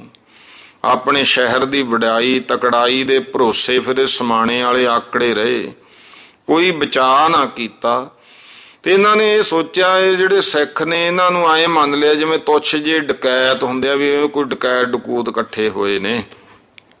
ਤੇ ਮਨ ਵਿੱਚ ਸੀ ਜੁਲਾਹੇ ਦੇ ਗੋਲੀ ਲੱਗਣ ਵਾਂਗੂ ਬੰਦੇ ਦੇ ਹੱਲੇ ਨੂੰ ਫਿਰ ਝੂਠ ਹੀ ਸਮਝਦੇ ਰਹੇ। ਤਦ ਹੀ ਅੱਖਾਂ ਖੁੱਲੀਆਂ ਜਦੋਂ ਅਨੇਕਾਂ ਪਿੰਡਾਂ ਨੂੰ ਲੁੱਟ ਪੁੱਟ ਕੇ 10 ਕੋਹ ਤੋਂ ਧਾਵਾ ਕਰਕੇ ਸੰਕੇਤੀ ਦਿਨ ਜਿਹੜਾ ਦਿੱਤਾ ਸੀ, ਵੱਡੇ ਤੜਕੇ ਫਿਰ ਸਮਾਣੇ ਦੇ ਟਿੱਬਿਆਂ ਤੇ ਆ ਕੇ ਲਸ਼ਕਰ ਨੇ ਦਿਖਾਈ ਦਿੱਤੀ। ਤੇ ਹੱਲਾ ਕਰਕੇ ਸਿੰਘ ਧਾੜ ਵੀ ਅੰਧਾ ਧੁੰਦ ਚੰਚੇਤ ਬਿਜਲੀ ਵਾਂਗੂ ਸ਼ਹਿਰ ਵਿੱਚ ਆ ਤਸੇ। ਗਲੀ ਗਲੀ ਵਿੱਚ ਘਰ ਘਰ ਵਿੱਚ ਤੋਬਾ ਤੋਬਾ ਹਾਏ ਹਾਏ ਦੀ ਪੁਕਾਰ ਪੈ ਗਈ, ਕਿਉਂਕਿ ਜਿਹੜਾ ਸਮਾਣਾ ਸੀ ਇਹ ਜ਼ਿਆਦਾਤਰ ਘੁੱਗ ਵਸਦਾ ਤੁਰਕਾਂ ਦੇ ਘਰ, ਵੱਡੀਆਂ ਹਵੇਲੀਆਂ ਹੁੰਦੇ, ਕੁਝ ਕੁ ਹਿੰਦੂ ਲੋਕ ਰਹਿੰਦੇ ਹੁੰਦੇ ਸੀ ਇੱਥੇ। ਤੇ ਜਦੋਂ ਘਟਾ ਘੜ ਤਲਵਾਰਾਂ ਨੇਜੇ ਬਰਸ਼ੀਆਂ ਤੀਰ ਬੰਦੂਕਾਂ ਨੇ ਮਾਰ ਮਾਰ ਕੇ ਲੋਥਾਂ ਦੇ ਅੰਬਾਰ ਲਾਤੇ, ਲਹੂ ਦੇ ਝਲਾਰ ਵਗ ਤੁਰੇ। ਜੇ ਕੋਈ ਘਰ-ਬਾਰ ਧਨ ਛੱਡ ਕੇ ਨੱਸ ਗਿਆ ਉਹ ਬਚਿਆ, ਜਾਂ ਫਿਰ ਬੰਦਾ ਸਿੰਘ ਦਾ ਹੁਕਮ ਹੁੰਦਾ ਸੀ, ਕਿਉਂਕਿ ਸਿੰਘ ਤਾਂ ਪਛਾਣਿਆ ਜਾਂਦਾ ਸੀ। ਹਿੰਦੂ ਦੀ ਪਛਾਣ ਉਹ ਇੱਥੋਂ ਹੀ ਕਰਦਾ ਹੁੰਦਾ ਸੀ ਕਿ ਆਉਂ ਦੇਖਿਓ ਬੋਦੀ ਜਨੇਊ ਹੈਗਾ। ਉਹ ਫਿਰ ਜਿਹੜੇ ਹਿੰਦੂ ਸਨ ਉਹ ਆਪਣੀ ਬੋਦੀ ਤੇ ਜਨੇਊ ਦਿਖਾ ਕੇ ਸਿੰਘਾਂ ਦੇ ਪੈਰੀਂ ਪੈ ਜਾਂਦੇ ਸੀ, ਉਹਦੀ ਜਾਨ ਬਚੀ, ਬਾਕੀ ਸਭ ਮੌਤ ਦੇ ਸ਼ਿਕੰਜੇ ਚੜਾਏ ਗਏ। ਤਲਵਾਰਾਂ ਕਟਾਰਾਂ ਦੀਆਂ ਚੋਕਾਂ ਦੇ ਦੇ ਕੇ ਲੁਟੇਰਿਆਂ ਨੇ ਦੌਲਤ ਕਢਾ ਲਈ, ਭਾਜੜਾਂ ਪੈ ਗਈਆਂ। ਸਮਾਣੇ ਵਿੱਚ ਐਸਾ ਹੋਇਆ ਜਿੱਧਰ ਕਿਸੇ ਦਾ ਮੂੰਹ ਹੋਇਆ ਦੌੜ ਗਿਆ। ਸੂਰਜ ਚੜ੍ਹੇ ਫਿਰ ਜਿਉਂ-ਜਿਉਂ ਪਿੰਡਾਂ ਵਿੱਚ ਖਬਰਾਂ ਪਹੁੰਚੀਆਂ, ਲੁਟੇਰੇ ਲੋਕ ਹੋਰ ਪਿੰਡਾਂ ਵਿੱਚੋਂ ਬੇਸ਼ੁਮਾਰ ਆ ਗਏ। ਬੜੇ ਬੜੇ ਅਮੀਰ ਜਿਹੜੇ ਆਪਣੇ ਆਪਣੇ ਮਹਿਲਾਂ ਵਿੱਚ ਉਸ ਸਮੇਂ ਆਕੀ ਹੋ ਰਹੇ ਸਨ, ਪਲੋ ਪਲੀ ਵਿੱਚ ਲੁਟੇਰਿਆਂ ਨੇ ਹਵੇਲੀਆਂ ਨੂੰ ਅੱਗ ਲਾਤੀ। ਕਈ ਹੁਣ ਉਹ ਸੋਚਦੇ ਹੋਣੇ ਵੀ ਹੈ ਇੱਕਦਮ ਐਂ ਹੋ ਜਾਂਦਾ। ਉਹ ਸਮਾਂ ਤਾਂ ਉਹ ਹੁਣ ਦੇਖੋ ਕਿੰਨਾ ਕੁਝ, ਕਿੱਡੀਆਂ ਕਿੱਡੀਆਂ ਫੌਜਾਂ ਰੱਖੀਆਂ ਦੇਸ਼ਾਂ ਵਿੱਚ। ਆਪਣੇ ਕੋਲੇ ਬੰਗਲਾਦੇਸ਼ ਵਿੱਚ ਹੋਇਆ, 2 ਦਿਨਾਂ ਦੇ ਵਿੱਚ ਹੀ ਐਸਾ ਹਲਚਲ ਮਚਾਤੀ ਵੀ ਉੱਥੋਂ ਦੀ ਉਹ ਬੀਬੀ ਪ੍ਰਧਾਨ ਮੰਤਰੀ ਸੀ, ਜਿਹਦੇ ਪਿਓ ਦੇ ਵੱਡੇ ਵੱਡੇ ਬੁੱਤ ਥਾਂ ਥਾਂ ਲੱਗੇ ਹੋਏ ਸੀ। ਤੇ ਜਦੋਂ ਫਿਰ ਪੁੱਠੀ ਪੈਂਦੀ ਹੈ, ਉਹਨਾਂ ਬੁੱਤਾਂ ਨੂੰ ਤੋੜ ਤੋੜ ਕੇ ਉਹਨਾਂ ਹੀ ਮੁਸਲਮਾਨਾਂ ਨੇ ਪਿਸ਼ਾਬ ਕੀਤੇ ਉਹਨਾਂ ਮੂਰਤੀਆਂ ਤੇ ਬੁੱਤਾਂ ਦੇ ਉੱਤੇ। ਐਸਾ ਕੁਝ ਹੋਇਆ ਤੇ ਉਹ ਇੱਕਦਮ ਭੱਜ ਕੇ ਆ ਕੇ ਆਪਣਿਆਂ ਕੋਲੇ ਆ ਗਈ। ਇੱਥੇ ਇਹਨਾਂ ਨਾਲ ਲਿਹਾਜ਼ ਸੀ, ਇਹਨਾਂ ਨੂੰ ਆਏ ਸੀ ਚੱਲ 4 ਦਿਨ ਰਹੂ, ਕਿਸੇ ਹੋਰ ਦੇਸ਼ ਕੱਢ ਦਿਆਂਗੇ। ਜਦੋਂ ਸਾਰਿਆਂ ਨੇ ਜਵਾਬ ਦੇਤਾ, ਹੁਣ ਹਾਲ ਇਹਨਾਂ ਦਾ ਉਹ ਹੋਇਆ ਪਿਆ ਵੀ ਕਈ ਵਾਰ ਲਾਮੋ ਨਹੀਂ ਆਪਣੀ ਰਿਸ਼ਤੇਦਾਰੀ ਚੋਂ ਕੋਈ ਬੁੜੀ ਆ ਜੇ ਘਰੋਂ ਰੁੱਸ ਕੇ, ਨਾ ਘਰ ਦੇ ਉਹਨੂੰ ਜਾਣ ਨੂੰ ਕਹਿਣ ਜੋਗੇ ਨਾ ਰੱਖਣ ਜੋਗੇ। ਉਹ ਪਰੇ ਮੂੰਹ ਜੇ ਤੇ ਉਹਦੇ ਹਾਂਜੀ ਮਾਸੀ ਤਾਈ ਜੋ ਲੱਗਦੀ ਹੋ ਬੜੇ ਸਤਿਕਾਰ ਨਾਲ, ਤੇ ਅੱਗੇ ਪਿੱਛੇ ਹੋ ਕੇ ਇਹ ਤਾਂ ਹੁਣ ਦੱਦ ਲੱਗ ਗਈ, ਇਹ ਤਾਂ ਨਹੀਂ ਹਿਲਦੀ, ਕੀ ਕਹੀਏ ਹੁਣ ਇਹਨੂੰ।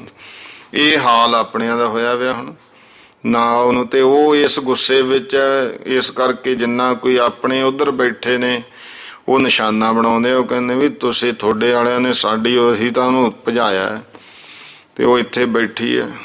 ਚਲੋ ਇਹੋ ਜਿਹੇ ਕਹਿਣ ਦਾ ਭਾਵ ਆ ਵੀ ਆਹ ਜਿਹੜੀਆਂ ਗੱਲਾਂ ਕਈ ਵਾਰ ਐਂ ਲੱਗਦਾ ਇਹ ਹੋ ਜਾਂਦਾ ਸੀ। ਵੱਡੀਆਂ ਵੱਡੀਆਂ ਹਵੇਲੀਆਂ ਨੂੰ ਅੱਗ ਲਾਤੀ ਉਸ ਸਮੇਂ ਜਿਹੜੇ ਅੰਦਰ ਬੈਠੇ ਸੀ, ਤੇ ਜਿਸ ਕਰਕੇ ਫਿਰ ਉਹਨਾਂ ਨੂੰ ਵੀ ਭੱਜਣਾ ਪੈ ਗਿਆ। ਅਨੇਕਾਂ ਨੇ ਤਾਂ ਐਸਾ ਹੋਇਆ ਫਿਰ ਮੂੰਹ ਦੇ ਵਿੱਚ ਘਾਹ ਲੈ ਕੇ ਸਿੱਖਾਂ ਦੇ ਪੈਰੀਂ ਆ ਪਏ ਜਿਹੜੇ, ਉਹ ਫਿਰ ਬਚ ਗਏ। ਤੇ ਉਸ ਅਤੀ ਬਿਪਤਾ ਵਿੱਚ ਸੈਂਕੜੇ ਇਸਤਰੀਆਂ ਖੂਹਾਂ ਵਿੱਚ ਹਵੇਲੀਆਂ ਤੋਂ ਡਿੱਗ ਡਿੱਗ ਕੇ ਜਾਂ ਕਟਾਰੀਆਂ ਖਾ ਖਾ ਕੇ ਮਰ ਗਈਆਂ। ਬਹੁਤੀਆਂ ਜਾਨ ਤੇ ਬਚਾਓ ਵਾਸਤੇ ਦੌੜ ਗਈਆਂ। ਪੰਥ ਪ੍ਰਕਾਸ਼ ਵਿੱਚ ਲਿਖਦੇ ਹਨ ਗਿਆਨੀ ਗਿਆਨ ਸਿੰਘ ਜੀ, ਹਾਕਲ ਛੰਦ ਸਦਿਆਨੀ ਤੇ ਮੁਗਲਾਨੀ, ਸ਼ੇਖਾਨੀ ਤੇ ਬਨਿਆਨੀ।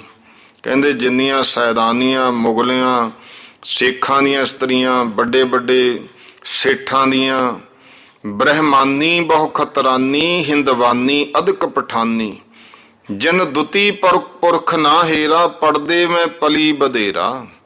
ਗਿਆਨੀ ਗਿਆਨ ਸਿੰਘ ਕਹਿੰਦੇ ਬੜੀਆਂ ਬ੍ਰਾਹਮਣੀ, ਖਤਰਾਣੀਆਂ, ਹਿੰਦਵਾਣੀਆਂ, ਪਠਾਨਣਾ, ਉਹ ਤੁਰਕਾਂ ਦੀਆਂ ਇਸਤਰੀਆਂ ਜਿਨ ਦੂਤੀ ਪੁਰਖ ਨਾ ਹੈਰਾ, ਜਿਹਨੇ ਆਪਣੇ ਪਤੀ ਤੋਂ ਬਗੈਰ ਅਜ ਤੱਕ ਕਿਸੇ ਦੂਜੇ ਪੁਰਖ ਦਾ ਮੂੰਹ ਨਹੀਂ ਸੀ ਵੇਖਿਆ। ਕਿਉਂ? ਪੜਦੇ ਮੈਂ ਪਲੀ ਵਧੇਰਾ, ਜਿਨ੍ਹਾਂ ਨੂੰ ਹਰ ਸਮੇਂ ਪੜਦਿਆਂ ਵਿੱਚ ਹੀ ਪਾਲਿਆ ਗਿਆ। ਪੱਗ ਧਰ ਪਰ ਕਦੇ ਨਾ ਲਾਇਆ, ਗਾਦੈਲਾ ਪਲੰਗ ਹੰਢਾਇਆ। ਜਦੋਂ ਫਿਰ ਦੇਖੋ ਰੱਬੀ ਮਾਰ ਪੈਂਦੀ ਹੈ ਨਾ ਹੋਣੀ, ਗਿਆਨੀ ਗਿਆਨ ਸਿੰਘ ਕਹਿੰਦੇ ਉਹ ਇਸਤਰੀਆਂ ਜਿਨ੍ਹਾਂ ਨੇ ਕਦੇ ਧਰਤੀ ਤੇ ਪੈਰ ਹੀ ਨਹੀਂ ਸੀ ਰੱਖਿਆ ਆਪਦਾ, ਜਦੋਂ ਜਿੱਧਰ ਜਾਣਾ ਉਹਨਾਂ ਨੇ ਪਾਲਕੀਆਂ ਵਿੱਚ ਬੈਠ ਕੇ, ਡੋਲਿਆਂ ਵਿੱਚ ਬੈਠ ਕੇ ਜਾਣਾ, ਤੇ ਜਿੱਥੇ ਬਹਿਣਾ ਗਦੈਲੇ ਪਲੰਗੀ ਹੰਢਾਉਂਦੀਆਂ। ਤਨ ਫੁੱਲ ਗੁਲਾਬ ਸਮਾਨੈ, ਅਤ ਕੌਮ ਕੰਜ ਦਿਖਾਨੈ, ਨਿਜ ਘਰ ਦਰ ਲੋ ਨਹਿ ਚਾਲੀ, ਸੋ ਭਾਗੀ ਜਾਤ ਨਿਰਾਲੀ। ਜਿਹੜੀਆਂ ਗੁਲਾਬ ਦੇ ਫੁੱਲ ਵਰਗਾ ਕੋਮਲ ਸਰੀਰ, ਤੇ ਉਹ ਜਿਹੜੀਆਂ ਨਿਜ ਘਰ ਦਰ ਲੋ ਨਹਿ ਚਾਲੀ, ਜਿਹੜੀਆਂ ਆਪਣੇ ਘਰ ਤੋਂ ਅੰਦਰੋਂ ਕਮਰੇ ਤੋਂ ਕਦੇ ਦਰਵਾਜ਼ੇ ਤੱਕ ਤੁਰ ਕੇ ਨਹੀਂ ਸੀ ਆਈਆਂ। ਹੁਣ ਸਮਾਂ ਐਸਾ, ਗਿਆਨੀ ਗਿਆਨ ਸਿੰਘ ਲਿਖਦੇ ਨੇ, ਅੱਜ ਨਿਸੰਗ ਹੋ ਕੇ ਬਾਹਰ ਨੰਗੇ ਪੈਰੀਂ ਭੱਜੀਆਂ ਜਾਂਦੀਆਂ। ਸੋ ਭਾਗੀ ਜਾਤ ਨਿਰਾਲੀ, ਨਿਰਾਲੀਆਂ ਸਭ ਦੇ ਦੇਖਦਿਆਂ। ਪੱਗ ਸਿਰ ਤੈ ਨੰਗੀ ਜੈ ਹੈ, ਪੱਗ ਨਾਮ ਹੈ ਪੈਰਾਂ ਦਾ, ਪੈਰਾਂ ਤੇ ਸਿਰ ਤੋਂ ਨੰਗੀਆਂ ਭੱਜੀਆਂ ਜਾਂਦੀਆਂ, ਨਾ ਸਿਰ ਦੇ ਉੱਤੇ ਕੁਛ ਆ ਨਾ ਪੈਰਾਂ 'ਚ। ਨਿਜ ਜਾਨ ਬਚਾਵਨ ਚਾਹੈ, ਚਾਹੁੰਦੀਆਂ ਕੀ ਹੈ ਵੀ ਜਾਨ ਬਚਾ ਲਓ ਹੁਣ ਆਪਦੀ। ਤੇ ਉਦੋਂ ਗੁਰਮਖੋ ਆਹ ਗੱਲਾਂ ਸੁਣ ਕੇ ਨਾ, ਜਿਹੜੇ ਹੁਣ ਆਪਾਂ ਨਰਮ ਦਿਲੀਏ ਵਾਲੇ ਹੋ ਗਏ, ਤਰਸ ਜਿਹਾ ਵੀ ਆਉਂਦਾ ਹੋਊਗਾ ਨੂੰ, ਹਾਏ ਐਂ ਹੁੰਦਾ ਸੀ ਮਾਈਆਂ। ਉਦੋਂ ਸਿੰਘਾਂ ਨੂੰ ਇੰਨਾ ਗੁੱਸਾ ਸੀ, ਸਿੰਘਾਂ ਨੇ 10-10 ਸਾਲ ਦੇ ਜਵਾਕ ਨਹੀਂ ਫਿਰ ਛੱਡੇ ਤੁਰਕਾਂ ਦੇ। ਵਜੀਦੇ ਦੀ ਲੜਕੀ ਸੀ, ਕਈ ਫਿਰ ਵਿੱਚ ਨਰਮ ਦਲੀਏ, ਬਾਬਾ ਜੀ ਇਹਨੂੰ ਨਾ ਮਾਰਿਓ, ਇਹ ਤਾਂ ਬੱਚੀ ਹੈ। ਬਾਬਾ ਬੰਦਾ ਬਹਾਦਰ ਕਹਿੰਦਾ ਅੱਖਾਂ ਤੋਂ ਦੂਰ ਹੋ ਜਾ ਇਹ ਜੀ ਰਾਏ ਦੇਣ ਵਾਲੇ ਆ। ਉਹ ਬੱਚੇ ਨਹੀਂ ਸੀ 7 ਤੇ 9 ਸਾਲ ਦੇ, ਉਦੋਂ ਨਹੀਂ ਸੀ ਦਇਆ। ਇਹ ਗੁਰਮਖੋ ਹੋਣੀ ਵੀ ਨਹੀਂ ਚਾਹੀਦੀ। ਜਿਹਦੇ ਗੁਰੂ ਦੇ ਪੁੱਤਾਂ ਨਾਲ ਐਸਾ ਕੁਝ ਕੀਤਾ ਹੋਵੇ ਨਾ ਦੁਸ਼ਟਾਂ ਨੇ, ਉਹਨਾਂ ਤੇ ਦਇਆ ਕਾਹਦੀ। ਅੱਜ ਅਸੀਂ ਦਇਆ ਦੇ ਵਿੱਚ ਹੀ ਮਾਰ ਖਾਂਦੇ ਖਾਂਦੇ ਹਾਲ ਇੱਥੇ ਤੱਕ ਬਹਿ ਗਏ, ਸਾਡੇ ਹੱਥ 'ਚ ਤਾਕਤ ਕੋਈ ਨਹੀਂ ਰਹੀ।